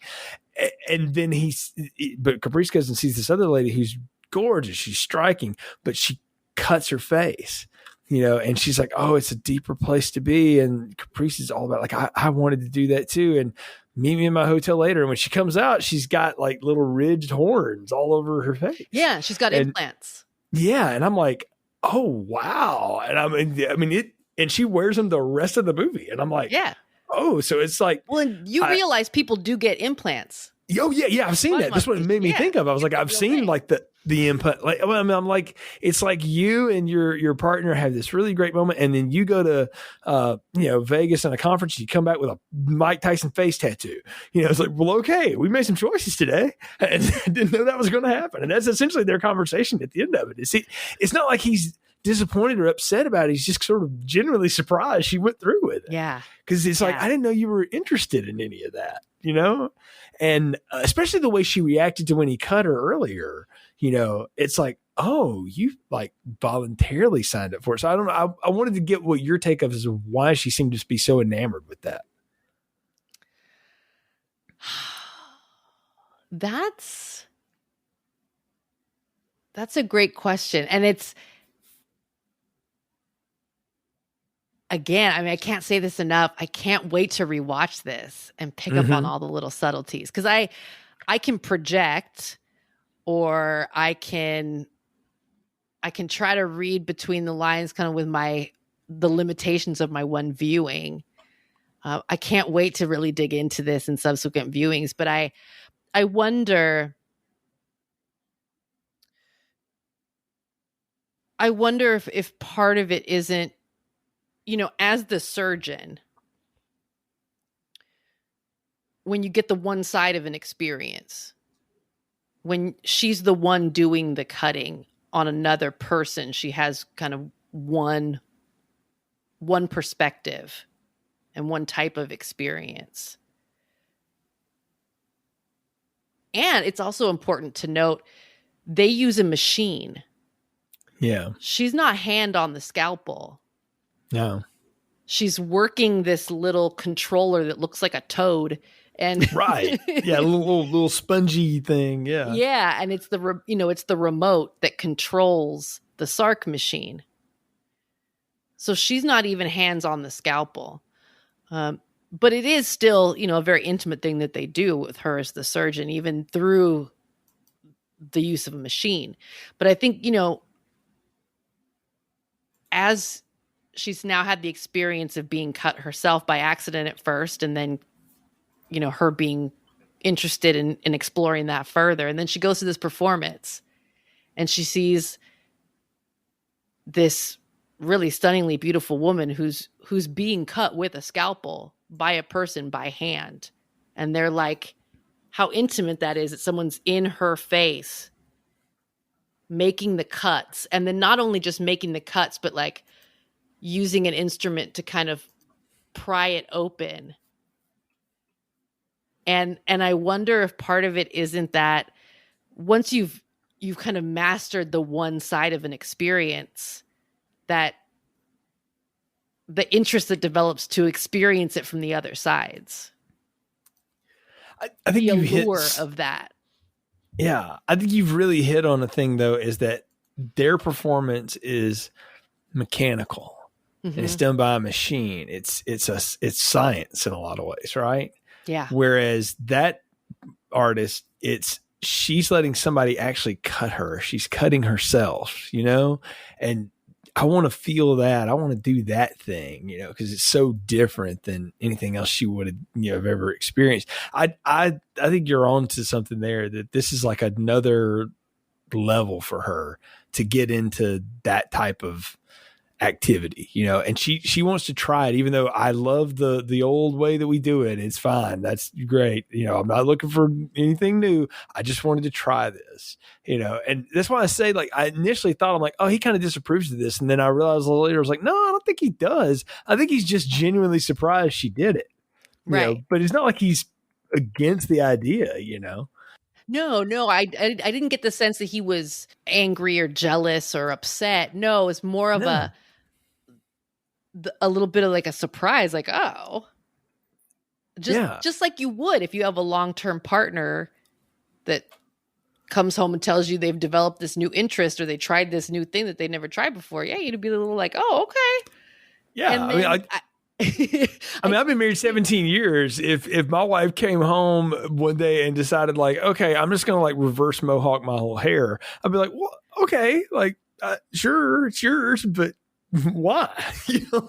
I would be curious, because I'm like, well, I thought I knew you. I didn't know you would ever do that. But it just goes to show you that no matter how intimate you are with someone, we are our own agency and creatures, and we have our own stuff. And I think that's what Cronenberg is saying. It's just that in the context of this movie and this relationship is as close as these people are. We've just shown them in the most close thing we can possibly dream up, where she crawled inside of him, for goodness sakes. Even then, there's things about her he can never know and touch. And there's obviously stuff about him too she'll never know and touch. And it's just sort of like, no matter what, no matter how close you are to somebody, there's always something that's yours and yours only. Yeah. And we do our independence, Most definitely. And there's, we're talking micro level, something that happens, but, within one person and in their relationship with another person directly. But then you also think about, like, on the larger scale, on the macro, that human curiosity, and there's a lot of that here. We have individual characters that are really curious to have a new experience. Yeah. And then you have this human evolution, which is happening. And and you have, so it's kind of like the whole revolution, counter revolution. Then you have Detective Cope and the new Vice agency and whatever larger conspiracy they're a part of, that's trying to hold this back.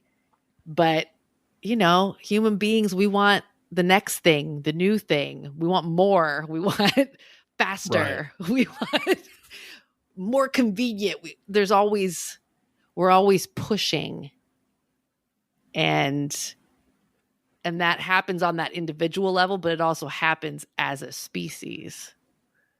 And I think globally too, the thing that's happening is that, and I think we see this with Saul in the end coming to grips with, you know, what he's changing into, is that the evolution, like there's a group that really wants it to move forward. So they're going to go through extreme measures to make sure they can handle it first. Right. So they're the first adopters, but they look what they had to do to themselves to get to that point. You see all the scars on them, like the multiple surgeries, and they're in hiding all the time. They're constantly moving. And I mean, the leader gets his head drilled out. I mean, so it's not exactly the safest place. Then you got the police that are trying to sort of maintain this. You got the registry that's trying to legislate it or own it or legitimize it, but in its very specific way. And then you got the artists that are just sort of experiencing and letting everybody just sort of revel in it, right? But the evolution is happening in spite of all of these people. Yes. Like nobody's in control of it, like at all. And I think that's part of the message here too, is like, as averse as we are to change, it is happening. It's already happened by the time you realize it. And it's, you can do a lot of things, and we'd like to say like, yeah, you get on board, but no, you don't have to. You can just be left behind too. And I think that's what Cronenberg's saying. It's like, you don't have to get on board. It'll eventually just go by you. And maybe you're right. In your small lifetime, in the span of things, yes, it didn't matter that you weren't on board with it, you know, because somebody else will. And I mean, it's a very true. You can get real, you know, deep into this kind of thing and thinking about it, but like, it's a real true statement. Like, people will always remember you in some way when you die, as long as there are people still connected to you. But once you die, like, it's a true thing. Like a month after you die, people stop talking about you. Like like the closest person to you, if they're cognizant of it, will realize, I didn't think about that person all day. Like my mother died almost 10 years ago. And I will sometimes catch myself and go like, that's the first time I've thought about her in a week, you know, or something like that. Sure. When I went and saw Top Gun, they had the Elvis movie, the Baz Luhrmann movie. My mom was a huge Elvis person. And I realized like, oh, mom, I got a kick out of that. And I thought, that's the first time I've thought about her probably all week. And I'm like, oh, that's weird, but it is true. It's just, life is always moving forward, whether you are or not. And that's what's neat about all this stuff. And it does that last scene, and it's incredible because Caprice really wants to direct it. She wants to run that show. So I don't want you there. You just sit in the back and all this, because he was gonna do the autopsy while she talked, was what usually happened. And she's like, nope, I'm going to do this whole thing. So she does the autopsy on the boy, and what they find is he stuffed with Saul's organs that like they've collected at the agency, or just somebody's? Did they always tattoo him? I'm not sure. Yeah, I noticed they were all marked. Or if like, is Saul the only one who gets his organs tattooed? I don't think so. I think that's part of the thing, right? Maybe that's part of the registry, is that they stamp them in some way. Right. Yeah. Right. Yeah. But yeah. Yeah. I mean, but when they start doing that, I was like, oh, I expected it like, he's going to be like half mechanical. It's Pinocchio, you know, or whatever. Like sort of, I thought we were going to get.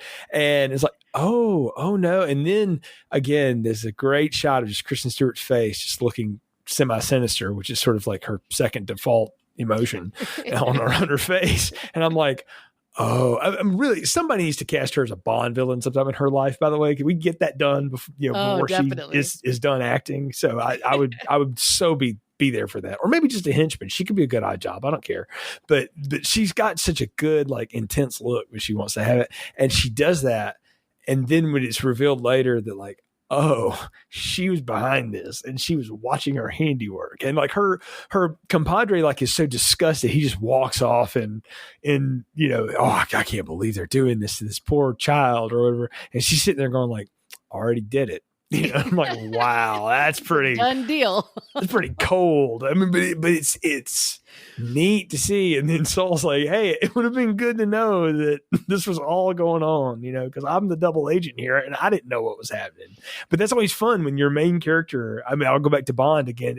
It's fun in some of the Bond movies where he doesn't really understand how it resolves. He's just there to pull the trigger at the end. Right. But he doesn't really do anything, to help any of it. It's fun. And I like that with that last conversation he has with Cope there. Yeah, I mean, and that's one of those beautiful things about these types of stories, whether it be, some kind of crime detective thing or spycraft. Like people get told only so much as they need to know, that need to know basis. Yeah. And there's, especially when you have some kind of elaborate scheme or conspiracy, there's too many moving parts for everybody to be totally read in on every detail. Nah, you just need them to play their part. Mm-hmm. And sometimes the way that you get them to play their part is by not telling them everything. And so, would he, how would it have changed if they had told him ahead of time? Yeah. I don't know. Well, you wonder if he would have, would he have stopped it? Right. If you would, I mean, they talk about that during the Manhattan Project when we were working on the bomb, in Oak Ridge, Tennessee and stuff, that the general that was in charge of that, it really came up with the idea of like compartmentalization. You need to know enough to do your job and nothing else. And it doesn't matter what somebody else does the next, building over. That's not your building. You work in your building. And, it didn't matter what these other people. So half the people never even knew what they were working on. Sure. And but there's a safety measure in that too. And you can see why the detective and the new Vice squad would want to do that. It's like, you can't let everybody know what was happening because not if you want to get away with it. Not if you want to pull it off. Exactly. Well, you got it too. Saul is an artist, right? Yeah. And artists by nature are freewheeling a little bit. They're gonna go off the reservation and can't let that happen. So the last scene, I want to ask you what happened because when I saw it walking out of the theater, I thought he ate the plastic and died. Wow. And then I was like, no, I don't think he did. I think the tear is like part gratification of like, finally I can eat something without struggling. And I guess I've evolved now, and all that. Which way did you read it? I'm curious. Yeah. That's how I read it. I read it as, cause throughout the film, we've seen him trying to eat several times. Mm-hmm. And he's always in that chair, that awful chair that's like moving him around, and he's trying to get this slop. Looks like baby food. Yeah. Ugh, mash of who knows what. Yeah. And he's just struggling to get anything down. And the whole film, even when he's not battling to try to get some food down, that the clearing of his throat, the sound in his throat, like you can tell he's got pain and difficulty swallowing. And that's miserable. Mm-hmm. And in that last moment, the last ditch effort is to try and eat this plastic bar, which I thought looked a lot like a purple version of Soylent Green. Yes, exactly. Yes. It looks like a little like a little puck almost, but in a candy bar form. I interpreted him eating that, and then it goes to like a black and white image, and it's very tight on his face, and the look, it looks like relief to me. It looks like, and he's got that one solitary little tear. It looks like tears of joy to me. Okay. Like the relief of finally to be able to eat something. And when he takes that first bite before they move in for that tight shot on his face, there's something that Viggo does with his shoulders. There's kind of like this drop, like his whole body just kind of relaxes because he's not fighting anymore. Yeah. He's finally given in to what is. Well, and we see what he did the night before too. He didn't sleep in his bio bed. He slept on the floor. So he's in incredible pain all night. And honestly, like, they have some sort of shared dream at that moment too, which is also just sort of reconnecting them. But the way the scene starts to play out and the sounds and stuff, I'm like, oh, Saul and Caprice decided to try the old sex. You know, it's the way it sounded. Yeah. I mean, I was like, I figured that's where this would go. And I was like, oh, no. Something else is going on here. And then when you realize, like, she's like, oh, you're in a lot of pain. I'm sorry, you know. And he was like, I was dreaming this and you were there. Well, who was doing this? I was there too. And they realized they had the same dream. And it's like, oh man, these people are like beyond connected. And they share like this really intimate, it's a redoing of the upside down original Spider-Man kiss from the Sam Raimi movie. But it's the first time you've seen them do something like that. But it's the most simple, like, human thing that we've seen them do beyond the exotic. And it's like, oh, they have completely reconnected at this point after all of this. And so I think that was important because then it does, when his shoulders drop like that, you realize, like, oh, he doesn't have to fight anymore. And he's with the one person on earth he really trusts. And it's, I don't know, it's a powerful statement at the end there too. So yeah, I think so. So we've walked through the whole movie. I've got to hear now, like, that's what happens in the movie. What the heck is all that about? Because I have my theory, but I want to hear yours. Again, I was picking up on a lot of this, you know, our relationship with technology and how the technology changes us. That was a big thing for me here. I thought the whole movement to eat the plastics was really interesting, because then we also bring in this commentary about we're dealing with the evolution of the people. We're also dealing with what the people have done to the ecosystem, to the planet they live on. Right. And how, yes, we're evolving, but also this need, like, well, we got a lot further to go if we want if we want to continue our existence. Because we've pushed and pushed and pushed, and we've almost pushed ourselves into an untenable situation where we can't continue to exist here anymore. I think that's an interesting thing. I think, you know, the themes about art that come through here, about that, and it's not even fully formed for me yet. Like, I feel like I need to watch this another like 5 times. But there's something in here about the creative process and how we work things out through art, and about the vulnerability of opening yourself up through performance or through art, in this film, in a very literal way. But yeah, I think too, something that I also think is maybe getting played with here too. I don't think it's a coincidence that the Saul character, I mean, Viggo's a good looking man, but he's a middle-aged man. And he's clearly a middle-aged man. He looks good, but he's clearly a middle-aged man. Yeah. You know, it's been a while since Texas Chainsaw 3 he's a or silver whatever. Fox. Viggo is a silver fox. But I there's something here too about, and this is something that Cronenberg has explored elsewhere, but the tone of it, I think in this instance, is really interesting. Like, the Viggo character is clearly older than Caprice, and clearly older than all of these other characters he's interacting with. And he's been fighting this transformation for so long.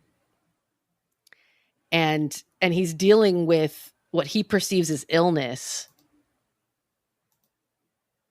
You know, the growing of these organs is like an illness that they keep, you know, going in and extracting, doing these invasive procedures to extract this illness that he has, this disease. only to come to accept that, like, no, this is what my body is becoming.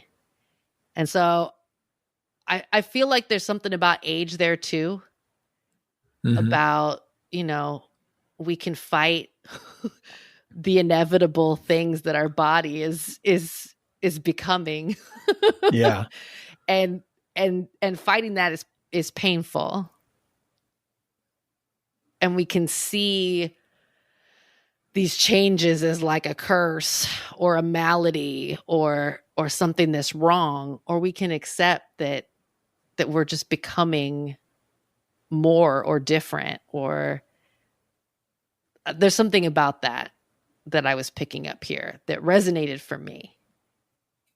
No, that last part in particular, I definitely clocked into as somebody who I used to run a lot when I was in my 20s and 30s, and then I quit for 7 years, and I picked it back up a year ago.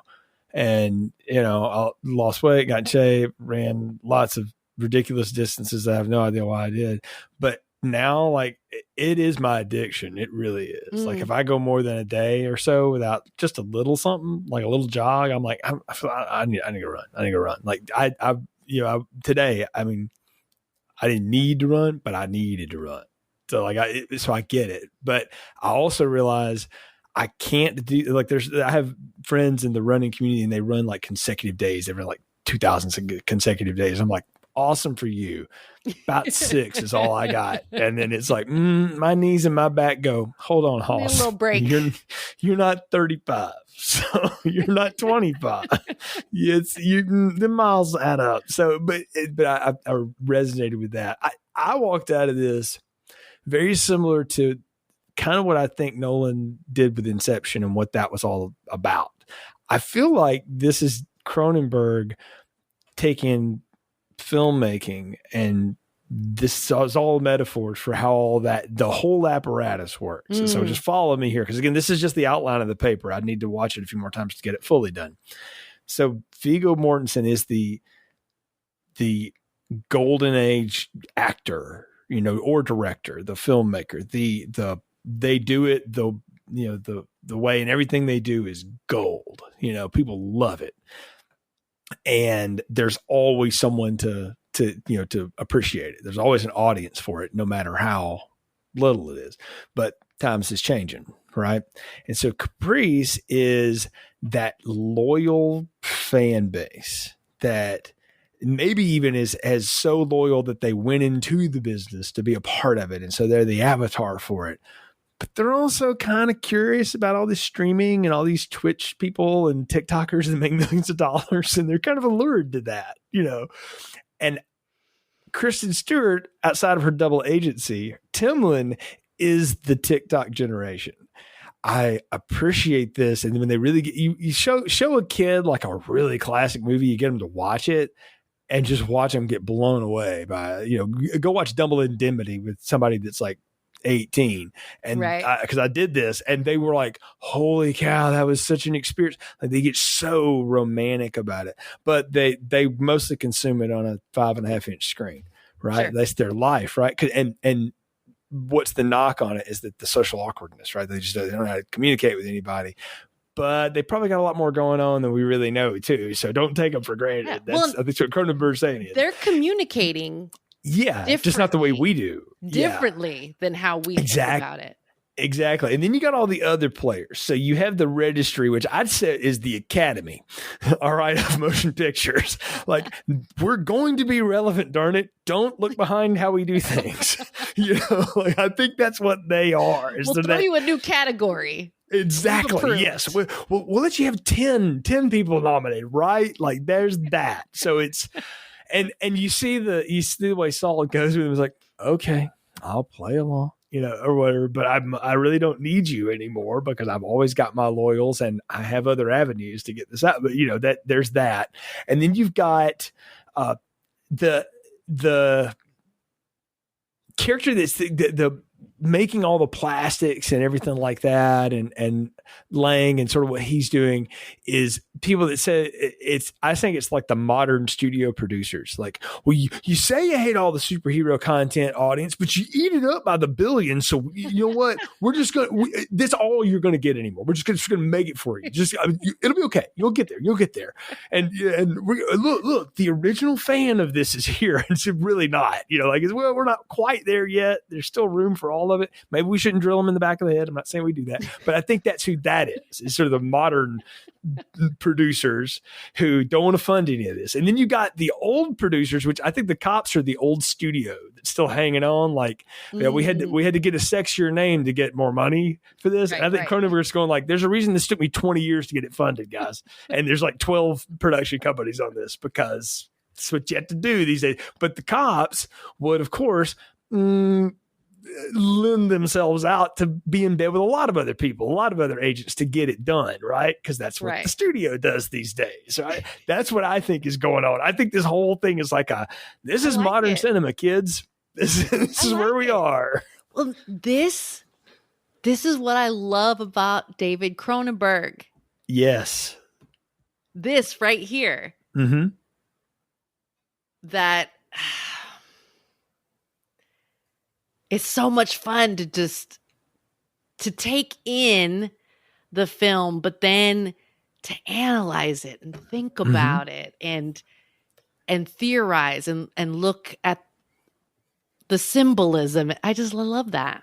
I love it. And I mean, you could even boil it back to, I think Viggo could just be like the actor, like just the institution of an actor, that needs to evolve. I need to do that. I mean, if you're an actor nowadays, you got to be on social media. You got to have all this. Even if you got a team of people to do it for you, you got to have some presence in that world because Tom Cruise famously talking about this, that like he didn't really do that kind of stuff, but he figured out how to get a team to do it because Top Gun Maverick, there's a generation of people that have no idea what the hell Top Gun is. Like they know it's a joke from a Tarantino movie. They don't know what that movie. So he had to resell it to the world. And obviously it worked because there's not that many old people in the world to go watch it that much. So I mean, really, I've seen the box office. So, but I get that. And like Viggo could, the Saul character is the old actor. Like I'm going to hold to my principles. I'm giving you everything I've got.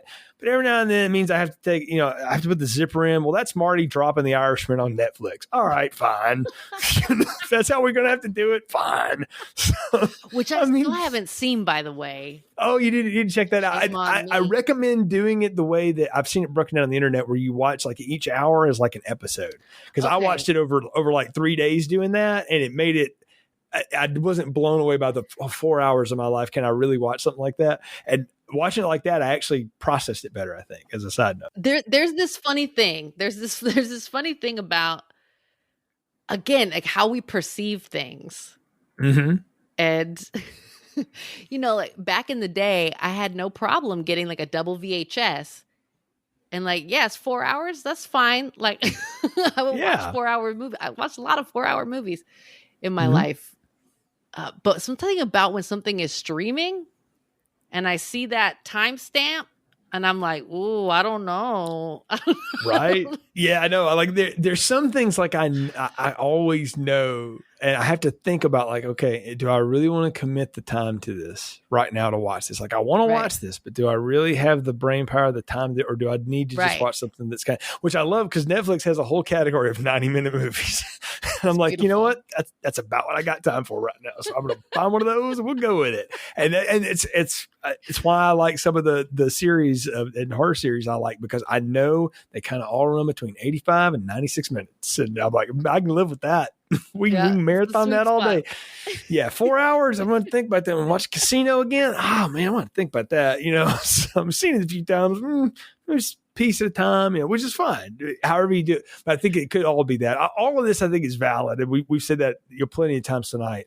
And this is definitely one that I think we'll do the wrap up here in a second. But I'm definitely going to see again and want to see how I react to it differently. And I'm to the point that I'm like probably gonna have to add this in the rotation of the collection when it comes out, because this is just too too good to not like get other people to watch and go, Yes. don't pay attention to all the people walking out of can and they're all freaking out and stuff like that. I'm like, forget that noise. Just like you can actually get past, like, I promise you've seen grosser stuff on like TLC shows. You know, I was like, this is the kind of person I am. I saw those headlines, and that to me was a good sign. Oh no! I was like, oh, so we're going to get a real Cronenberg movie. Oh, I'm down now. That's what made me go, because when I saw that trailer, I was like, the hell? And then I quick Google search. I'm like, oh, it's on now. I'm like, he's 79 and don't care no more. So he's going to do it his way. So I was down too. So we're at the part of the podcast where it's time to give final thoughts, recommendations, and popcorn ratings. Obviously, larger the popcorn, the better the film. Carmelita, what are yours for Crimes of the Future? Oh. This is definitely a large popcorn. There's a squirt of butter on top. I use Letterboxd, and I log everything I watch. And when I was logging this afternoon, I was kind of like, how do I even? Because I just know there's so much more. Mm-hmm. As high as I am on this film right now, today, first viewing, I think part of that is too that I know that there's more. And I can't wait to explore this again. I'm so looking forward to it. I really enjoyed this. I think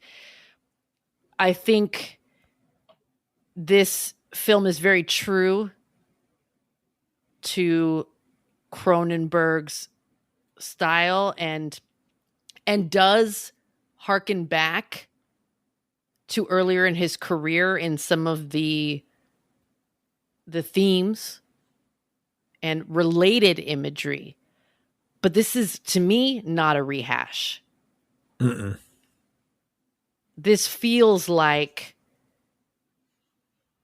someone who has explored, has had an interest in certain ideas, and years later is kind of checking in with us again on where he's at with this stuff now and what he has to say about it today, where he's at now. And I mean, I just love that.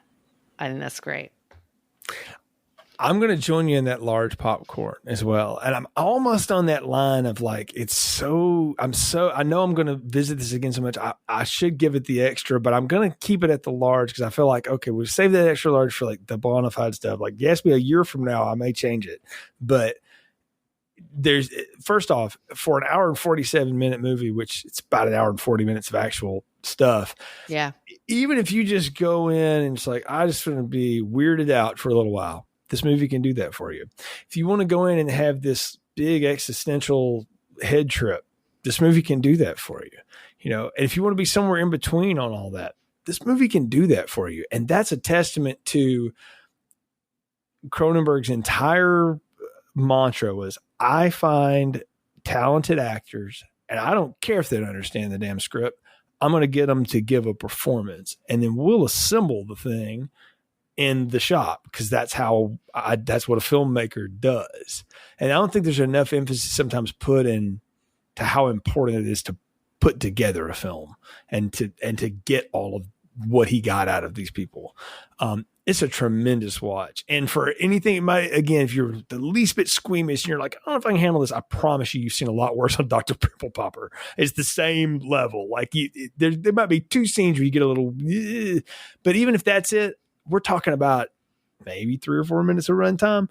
You're going to get caught, if you let yourself go with it, you're going to get caught up in this whole story and what is happening here. And I do feel like the weakest part of it is the detective story. I don't understand the motivation there at all. And I don't think it's explained, but maybe that's on purpose. I don't know. Again, I need to see it again to really get that. Cope was the one part that I'm like, I really like this actor and I like the performances he's giving, but I don't know why he's there. You know, like everybody else, I can figure out why they're there. And I didn't say that in my entertainment metaphor, the twins are the tech overlords that are suppressing information. So at the behest of something much larger that we don't know. So maybe the studio for all we know. But I mean, I really feel like this movie is the kind of thing that, again, I was so happy that I knew we were recording this today because like, I have somebody I can talk to about this. I'm going to introduce this to other people. I want to have conversations about this. As much the way I felt about like Inception is after like I have to get the people to watch this so I can talk about it. Yes, I need everyone to go and see this. Yes, right. And I'm gonna say something. This might be the strangest thing that I've connected tonight. This movie and Top Gun Maverick have nothing in common except something you mentioned too, is that they don't completely live off the nostalgia you have for everything that's happened before. There's a healthy respect for all of it, but you see something that has grown and has evolved and has changed. That Maverick movie, that's a different character than it was the last time. And it's fun to see. And everything else is completely superfluous. It's vroom, vroom, stuff. And that was perfect, at the time. This is much more heady, but it's also watching a filmmaker that in his 20th film is like, yep, I do this and I do this and I do all of that. And this is the thesis statement. So I'm not repeating it. I'm just building on my library. Yeah. And it's incredible to see. And I'm glad we got to do it and talk about it here. So large popcorn for me. Again, I recommend it. And it's definitely one that I think get a group of people, go watch this and walk out of it. Because I told you before we started, the young couple that walked out in front of me, the young lady looked at the guy and said, "What the F was that?"